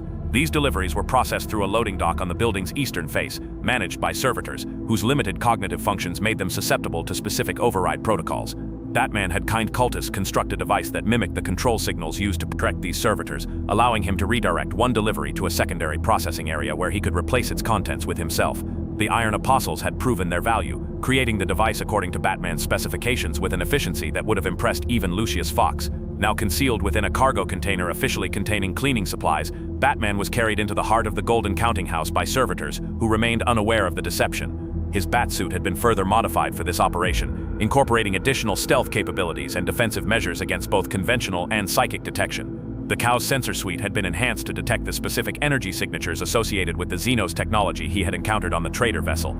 The servitors deposited his container in a storage area 3 levels above his target. According to the schematics provided by K's informants, the vault containing Orthesian's most sensitive operations was located in the 5th sublevel, accessible only via a dedicated elevating platform that required both physical keys and psychic authorization. Batman emerged from the container, immediately identifying and disabling the 2 security-picked recorders monitoring the storage area. He moved to a ventilation shaft that provided access to the building's environmental control system, a network of ducts and maintenance corridors that paralleled the main structure. Unlike more modern Imperial facilities, the counting house retained much of its original architecture from millennia past, when human engineering still prioritized accessibility for human maintenance rather than purpose-grown servitors. The ventilation system was narrow but navigable for someone with Batman's training in contortion and silent movement. He descended through 4 levels, bypassing security checkpoints and patrol routes mapped from data gathered by K's network. Occasionally, he was forced to pause as security services passed beneath him, their augmentatic senses more acute than human guards. During these pauses, he consulted the tracker signals from the containers he had tagged at Bay Primus Secundus. All 6 containers had been moved to the vault level, confirming that Orsian was consolidating his newest acquisitions in preparation for some imminent action. More concerning was the increased security presence throughout the building. Kaina's informants reported that Orsian had doubled his personal guard and implemented emergency protocols typically reserved for times of civil unrest or external attack. The Guildmaster clearly anticipated interference with his plans. As Batman reached the access point nearest to the Kuldang platform, he encountered his first significant obstacle. The platform was guarded not by servitors or human security, but by 2 of the entities similar to Transition. They stood perfectly, still on either side of the platform, their featureless faces occasionally rippling with suggested features. Unlike Transition, these entities wore elaborate mechanical harnesses that appeared to restrain certain capabilities while enhancing others. Batman observed them from concealment, analyzing their patterns and behaviors. Unlike human guards, they did not shift position, check chronometers, or engage in any of the small movements that indicated boredom or fatigue. They were perfectly patient sentinels designed for a single purpose, and apparently content to fulfill it indefinitely. Direct confrontation would be suicidal. Batman had witnessed Transition's capabilities firsthand and had no illusions about his ability to overcome 2 similar entities in open combat. Instead, he would need to bypass them entirely. The elevating platform was not the only way to reach the vault level, merely the only officially sanctioned one. The counting house, like all structures in Hive Primus, was built upon the foundations of earlier constructions. Beneath the polished marble floors and gilded columns lay the remnants of ancient industrial facilities partially reclaimed and repurposed over millennia of continuous habitation. Between these layers ran power conduits, water reclamation pipes, and other essential infrastructure that connected the counting house to the wider Hive systems. Batman located a maintenance hatch, hidden behind an ornamental panel designed to provide emergency access to the power distribution network. The hatch was sealed with both mechanical locks and alarm systems, but these were standard Imperial patterns that Batman had encountered and bypassed many times during his operations on Necroander. Beyond the hatch lay a vertical shaft that descended through the building's infrastructure layers. Cable bundles thick as a man's torso ran along its walls, carrying power and data throughout the structure. Batman attached a descent line to a structural support and began his controlled drop into the darkness below. The shaft extended deeper than the schematics had indicated, suggesting modifications not recorded in official documents. After descending approximately 60 minar, Batman reached a horizontal tunnel that intersected the shaft. According to his calculations, this tunnel should run parallel to the vault level, providing maintenance access to the power systems that sustain the secure areas. He detached from his line and proceeded along the tunnel, moving silently despite the confined space.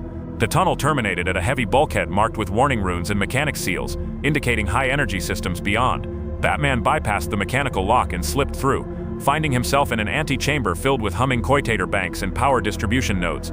The technology here was more advanced than in the upper levels, incorporating components that his cowl identified as non-standard and possibly of Xenos origin. A single tech priest monitored the systems, his body so heavily augmented that little remained of his original human form. Mechadendrites extended from his torso, connecting to various cotator interfaces simultaneously. His attention was fully absorbed in communing with the machine spirits under his care.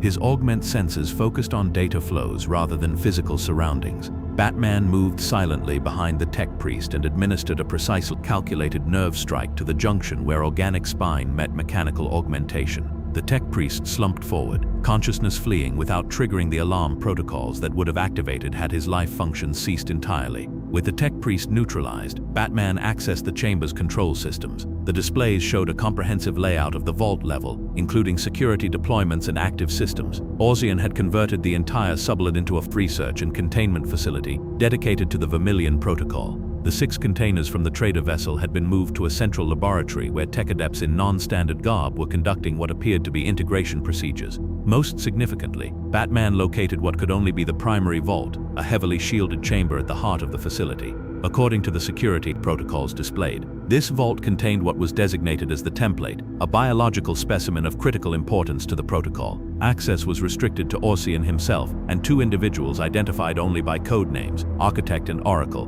Batman downloaded the security data to his cow's storage system and located a maintenance access point that would allow him to reach the central laboratory undetected. As he prepared to proceed, an alert flashed across the Cotida displays. Multiple security teams were converging on the vault level, responding to what was designated as a perimeter breach at the main entrance to the counting house. Surveillance feeds showed Inquisitor Vale leading a strike force of Adeptus Arbites and her own retinue into the counting house's grand atrium. She carried an activated power sword in one hand and a scroll bearing inquisitorial seals in the other. Her voice, amplified by voxcasters, echoed through the building. In the Emperor's name, I declare Guildmaster Orpian subject to inquisitorial investigation on charges of heresy, xenophilia, and trafficking in prohibited technology. All personnel are commanded to lay down their weapons and submit to Imperial authority. The Inquisitor's timing could not have been worse. Her frontal assault would put Orpian on highest alert, potentially causing him to accelerate his plans or destroy evidence before Batman could document it. He needed to move quickly. While the Guildmaster's attention was focused on the more visible threat, Batman accessed the maintenance corridor and proceeded toward the central laboratory, moving with increased urgency but maintained stealth.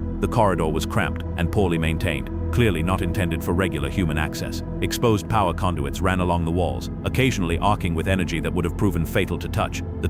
Air was thick with the ozone smell of electrical systems and the sweet chemical odor of coolant fluids. As he approached the laboratory, Batman activated the enhanced sensor suite in his cowl. The energy signatures he detected confirmed his suspicions about the nature of Orosian's research. The Xenos technology being integrated with Imperial systems generated distinctive patterns consistent with manipulation of dimensional boundaries. It was similar boundaries to the technology he had encountered during the cult ritual in the Palatine Spire, but refined and controlled rather than chaotic.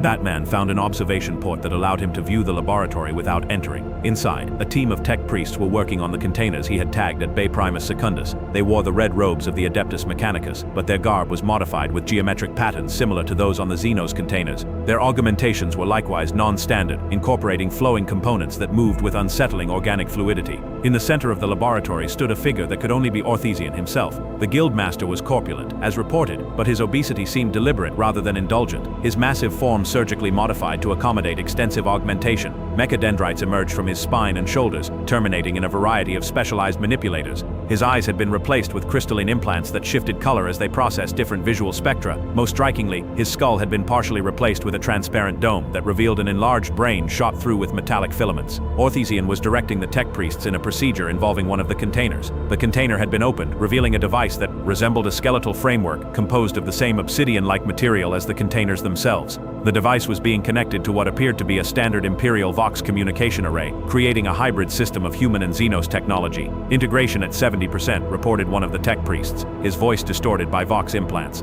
The dimensional stabilizers are accepting the Imperial power feed, though efficiency remains below optimal parameters. Acceptable for now, Orsian replied, his voice surprisingly melodious for such a grotesque figure. Once the template completes the final bonding process, we can implement the full spectrum of enhancements across the network. Continue. Batman recorded the procedure, gathering evidence of Orsian's use of prohibited Xenos technology, but he needed more than just documentation of technical heresy. To understand the full scope of the Vermilion Protocol, he needed access to the primary vault and the mysterious template it contained. An alarm klaxon suddenly blared throughout the facility. On a monitor near Orsian, Batman could see that Inquisitor Vale's forces had breached the upper security cordons and were fighting their way down toward the vault level. Orsian seemed unconcerned by this development. Right on schedule, the Guildmaster remarked to his tech priests, "The Inquisitor's predictability is our greatest asset. Initiate security protocol. Omega, let our guests encounter appropriate resistance while we complete the final preparations." Batman realized that Vale's assault had been anticipated and possibly even deliberately provoked. Orsian was using her attack as cover for some other operation related to the Vermilion Protocol. The Guildmaster turned toward what appeared to be a private elevating platform at the rear of the laboratory. "I will prepare the template for transport," Theon announced. "Complete the integration of the stabilizers and prepare the dissemination network for activation. When the Inquisition breaches this level, initiate the purge protocols. Leave no evidence for them to examine." This was Batman's opportunity. As Orsian entered the private elevator that would take him to the primary vault, Batman retreated from the observation port and located a parallel maintenance shaft that followed the elevator's path. The shaft was was barely wide enough for his shoulders, requiring him to remove his cape and some of his bulkier equipment to navigate it. He descended rapidly using controlled slides along the guide rails that supported the elevator's mechanisms. The shaft terminated at a maintenance access panel, overlooking what could only be the primary vault. Unlike the technological sterility of the laboratory above, this chamber resembled a cathedral dedicated to some obscene merger of biology and machine. Arched ceilings supported by fluted columns housed banks of life support equipment and coriander arrays. The walls were lined with stasis tanks containing partially formed humanoid figures, each displaying varying degrees of modification with the same obsidian-like material Batman had observed in the Xenos containers. At the center of the vault stood a raised dais surrounded by a circular moat filled with bubbling fluid that emitted an eerie blue luminescence. Atop the dais was a transparent cylinder containing what could only be the template. From Batman's position, it appeared to be a human figure that had been extensively modified with the Xenos technology.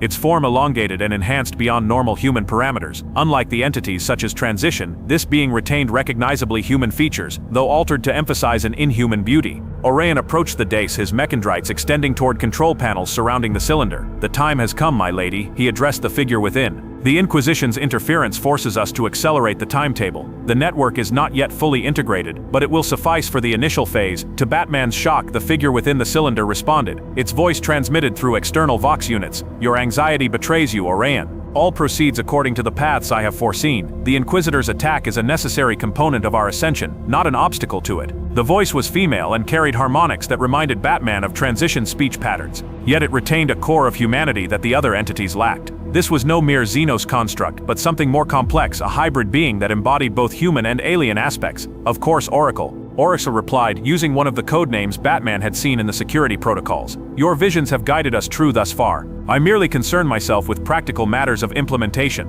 a role for which you were selected, Guildmaster," the entity called Oracle acknowledged. "Your practicality complements the Architect's vision and my foresight. Together, we shall shepherd humanity through the coming darkness." Batman needed to document this exchange and gather data on the template's nature. He activated his cow's recording functions, capturing both visual information and energy signatures emanating from the cylinder.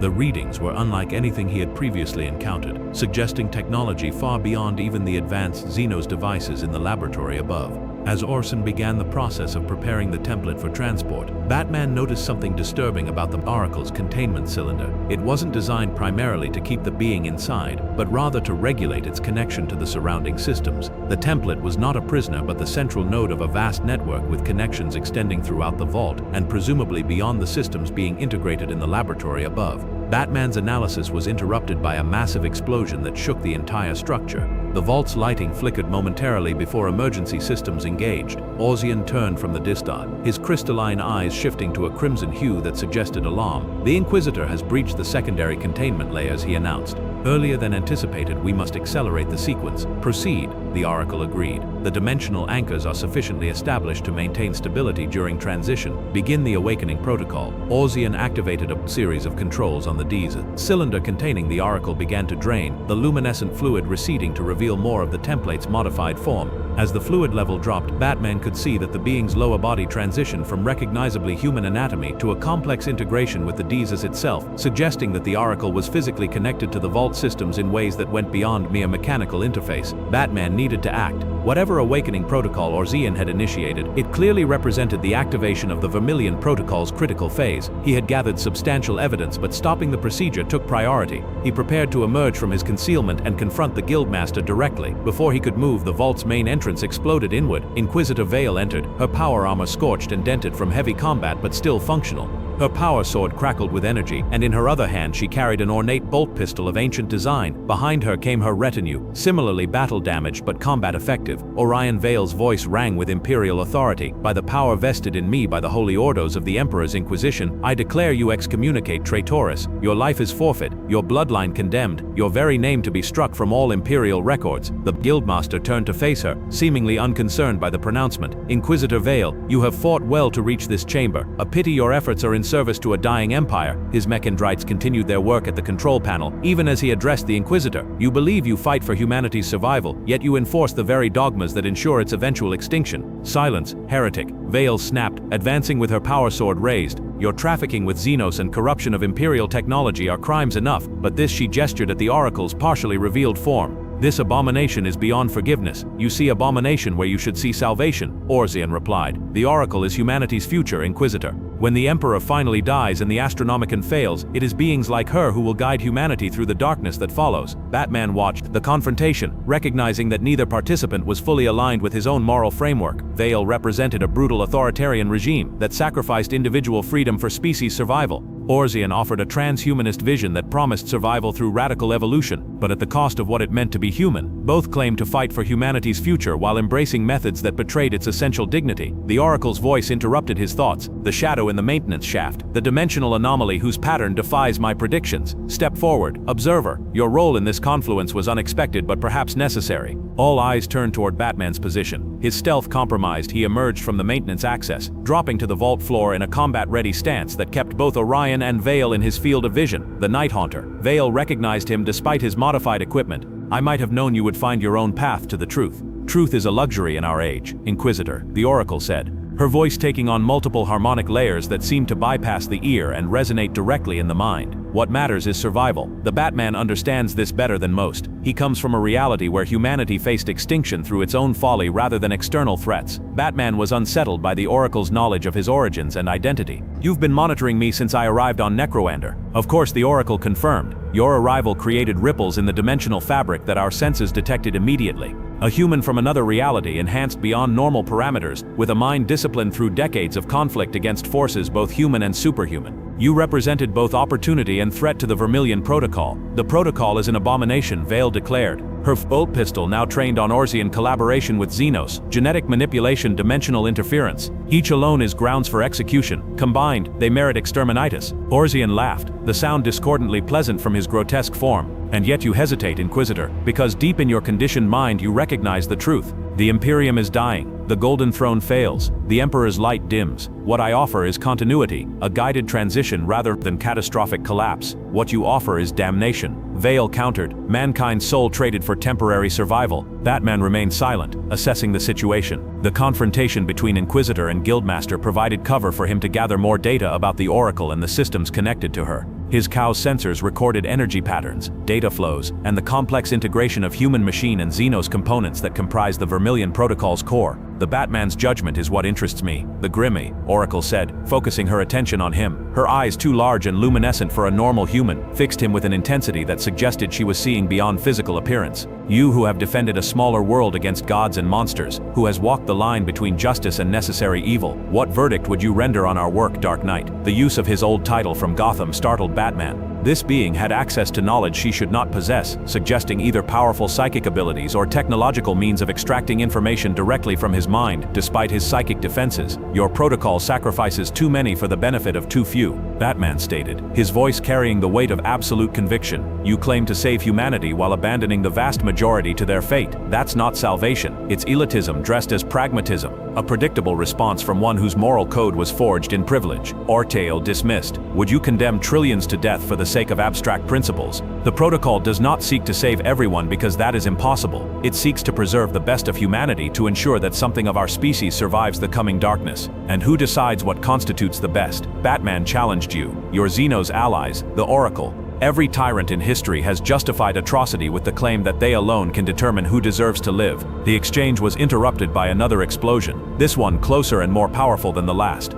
The vault shook violently, and warning runes flashed across the coitator displays, monitoring the facility's structural integrity. The stabilization grid is failing. Orteo reported his attention split between the confrontation and the systems he monitored through his mechandrites. The combat damage to the upper levels has compromised critical power distribution nodes. Oracle, we must accelerate the fair. Transition immediately, or risk total containment failure. Proceed, the Oracle commanded, her voice now carrying undertones that caused pain in Batman's enhanced hearing. Initiate primary awakening sequence. Authorization. Eltar Conclave, Path of Divergent Futures. The words Eltar Conclave triggered recognition in Batman's mind. The Eldar were one of the most ancient and powerful Xeno species in this galaxy, masters of technology so advanced, it bordered on sorcery to human understanding. If they were involved in the Vermilion Protocol, the implications extended far beyond Orsion's personal ambitions, or even sectoral politics. Inquisitor Vale apparently reached the same conclusion. With a cry of Xeno's treachery, she fired her bolt pistol at Orthian. The mass-reactive shell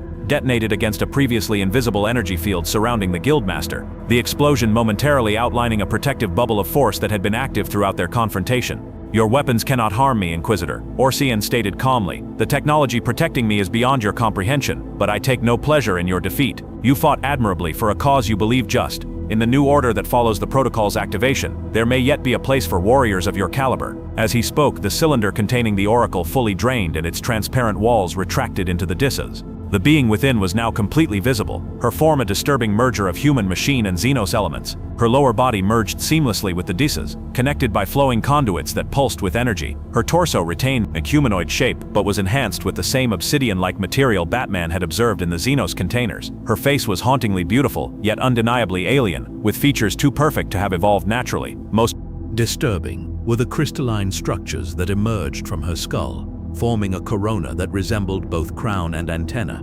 These structures pulsed with energy that Batman's sensors identified as warp-based but regulated through technology that prevented the usual chaotic manifestations associated with psychic phenomena. The awakening begins, the Oracle announced, her voice now resonating throughout the vault, through means both technological and psychic. The dimensional anchors are deployed. The transition nodes are active. When the Emperor falls and reality fractures, our network will maintain stability within the designated regions. Humanity will survive, evolved and ascendant. Batman realized that the Vermilion Protocol was far more extensive than he had initially believed. It wasn't merely Orsian's personal survival plan or even a sectoral contingency. It was a galaxy-wide initiative, likely with nodes similar to this one established on multiple worlds, creating a network that could maintain technological civilization after the Imperium's collapse. Inquisitor Vale seemed to reach the same conclusion. "The scale," she whispered, momentarily overwhelmed by the revelation. "This isn't just heresy. This is usurpation of the Emperor's divine plan." "The Emperor has no plan," Orsian replied, his tone almost pitying. "He is a corpse kept in a state of half-life by technology that fails more with each passing year. What divine being would condemn humanity to 10,000 years of stagnation and superstition? What loving father would create an empire that devour its children by the billions to sustain a war that cannot be won?" Batman had heard enough. Whatever the failings of the Imperium, Orsian's alternative represented a different kind of tyranny, one that abandoned the majority of humanity to save a select few. More immediately, the energies building within the vault, as the Oracle's awakening progressed, threatened catastrophic consequences if allowed to reach completion. He acted with the decisive precision that had defined the Batman across realities. From his utility belt, he retrieved 3 devices designed specifically for this operation based on what he had learned about the Xenos technology. The first was an EMP generator modified to target the specific frequency used by the power distribution systems in the vault. The second was a neural disruptor calibrated to interfere with the psychic components of the Oracle's integration with the surrounding systems. The third was a shaped demolition charge designed to sever the physical connections between the Oracle and the Deus without causing her death. Batman hurled the EMP generator at the primary power junction, where Oracle's mechandrites connected to the vault systems. Simultaneously, he fired a grapple line that carried the neural disruptor toward the crystalline structures emerging from the Oracle's skull. As both devices activated, he charged toward the Deus, evading weapons fire from both Vale's retinue and Oracle's automated defenses. The EMP generator detonated in a flash of blue lightning that cascaded through the power systems. Oracle screamed as the feedback surged through his mechandrites, overloading the delicate interfaces where machine met flesh. The Guildmaster collapsed to his knees, his crystalline eyes flickering chaotically as his augmentics suffered critical failure. The neural disruptor attached to the Oracle's crown, emitting pulses that disrupted the psychic energies she was channeling. Her expression shifted from serene confidence to confused panic as her connection to the wider network temporarily severed. "No," she cried, her voice losing its harmonic resonance and becoming merely human. The pattern phrase, "the future scatter."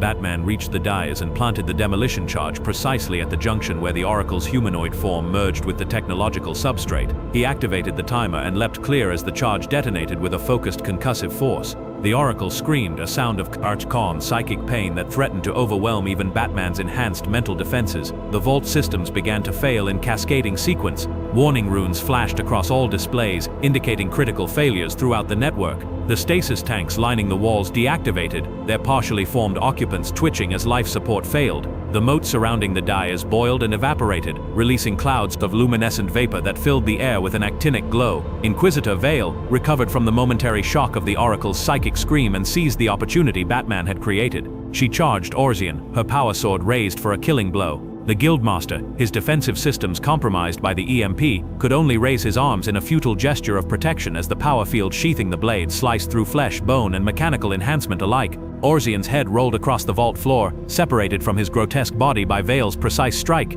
His mechanical eyes continued to flicker for several seconds before finally going dark, the last of his consciousness fading as his augment systems lost power. Batman turned his attention to the Oracle, who had been physically separated from the dais by his demolition charge but remained alive and conscious. Her lower body now ended in a mass of severed connections and fluid-leaking conduits, yet she showed no sign of pain from what should have been a mortal injury. Her eyes, luminous and too large for her face, fixed on Batman with an expression that mixed anger with reluctant admiration. "You have delayed the inevitable, Batman," she said, her voice weakened, but still carrying undertones that bypassed normal hearing. "The protocol extends far beyond this vault, this world, even this sector. The network will re-establish itself with or without me as its nexus," perhaps Batman acknowledged, approaching her cautiously. "But delay can become opportunity. The Imperium now knows of your existence and your intentions. They can prepare alternatives that don't abandon the majority of humanity to their fate." The Oracle laughed, the sound both beautiful and terrible in its inhuman harmonics. "You still don't understand. The Imperium is the disease, not the cure. It has suppressed human potential for millennia, burning the gifted as witches, executing the innovative as heretics, maintaining a technological stasis that guarantees eventual extinction.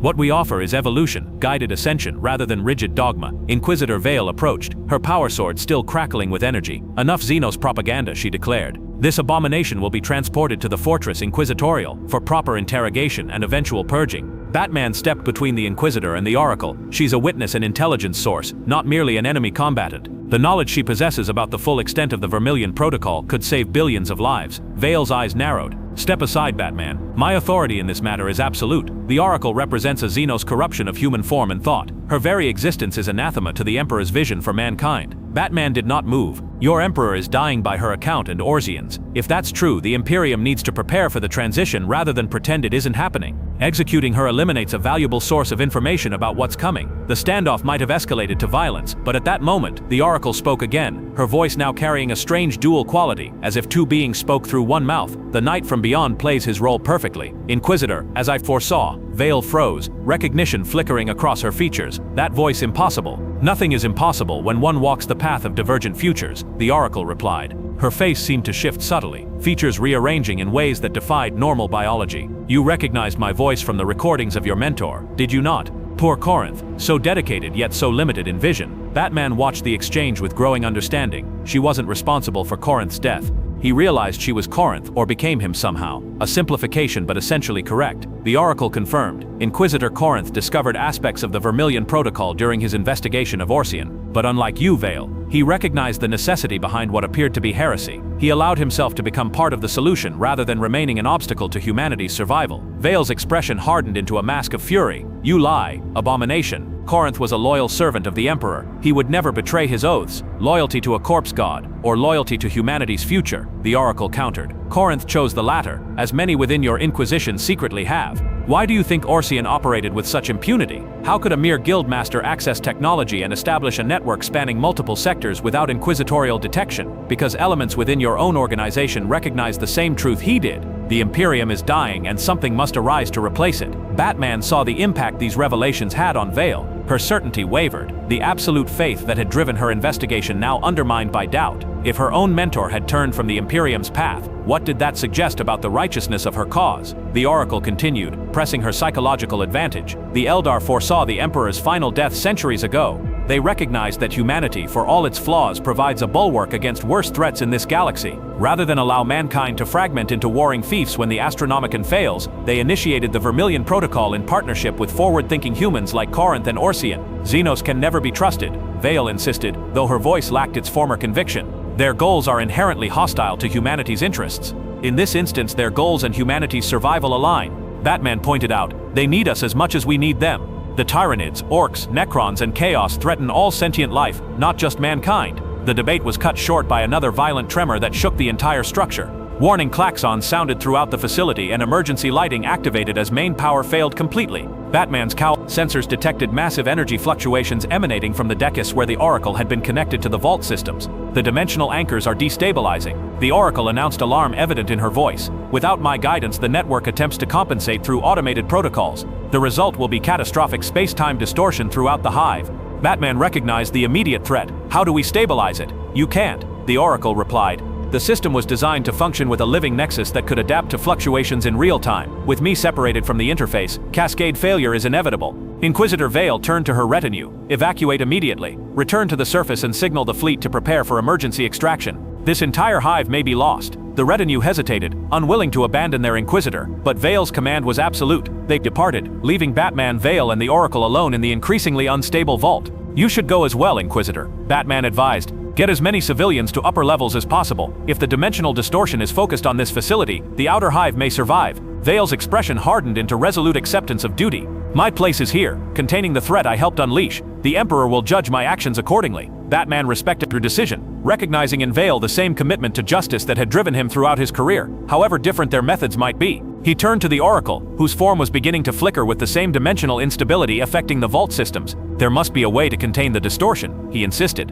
A failsafe or emergency shutdown protocol. There is one possibility, the Oracle admitted. The system was designed with a reset function that would collapse the dimensional interfaces into a singularity containing the distortion within a localized warp breach, but it requires direct neural interface with the primary control nexus, something only I can provide in my current state. And what happens to you if you initiate this reset? Batman asked, though he suspected the answer. My consciousness would be drawn into the warp along with the collapsing interfaces, the Oracle explained. A form of death, though perhaps not a final one. For a being of my nature, Batman understood the choice before them. The Oracle could sacrifice herself to contain the catastrophe, potentially saving millions of lives in the hive, but doing so would eliminate the only being with comprehensive knowledge of the Vermilion Protocol's full extent, knowledge that might prove crucial when the Emperor finally died, and the Imperium faced the collapse the protocol had been designed to prevent. Before he could respond, Inquisitor Vale made her decision. With movements too swift for the Oracle to evade in her damaged state, Vale seized the Xenos-human hybrid and dragged her toward the primary control nexus where she had originally been interfaced with the vault systems.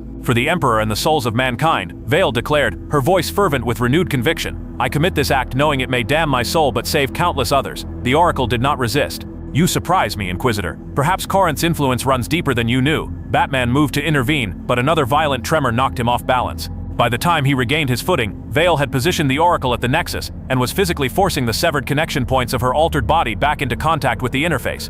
Batman, Vale called, her voice strained with effort. The evidence you've gathered about the protocol, use it. Prepare the Imperium for what's coming. Not Orsian's way, but not blind faith either. Find a better path. The Oracle's body began to glow as the connection with the Nexus re-established. Her expression shifted from pain to transcendent understanding. The pattern completes itself, she whispered. The knight becomes king. The Inquisitor becomes prophet.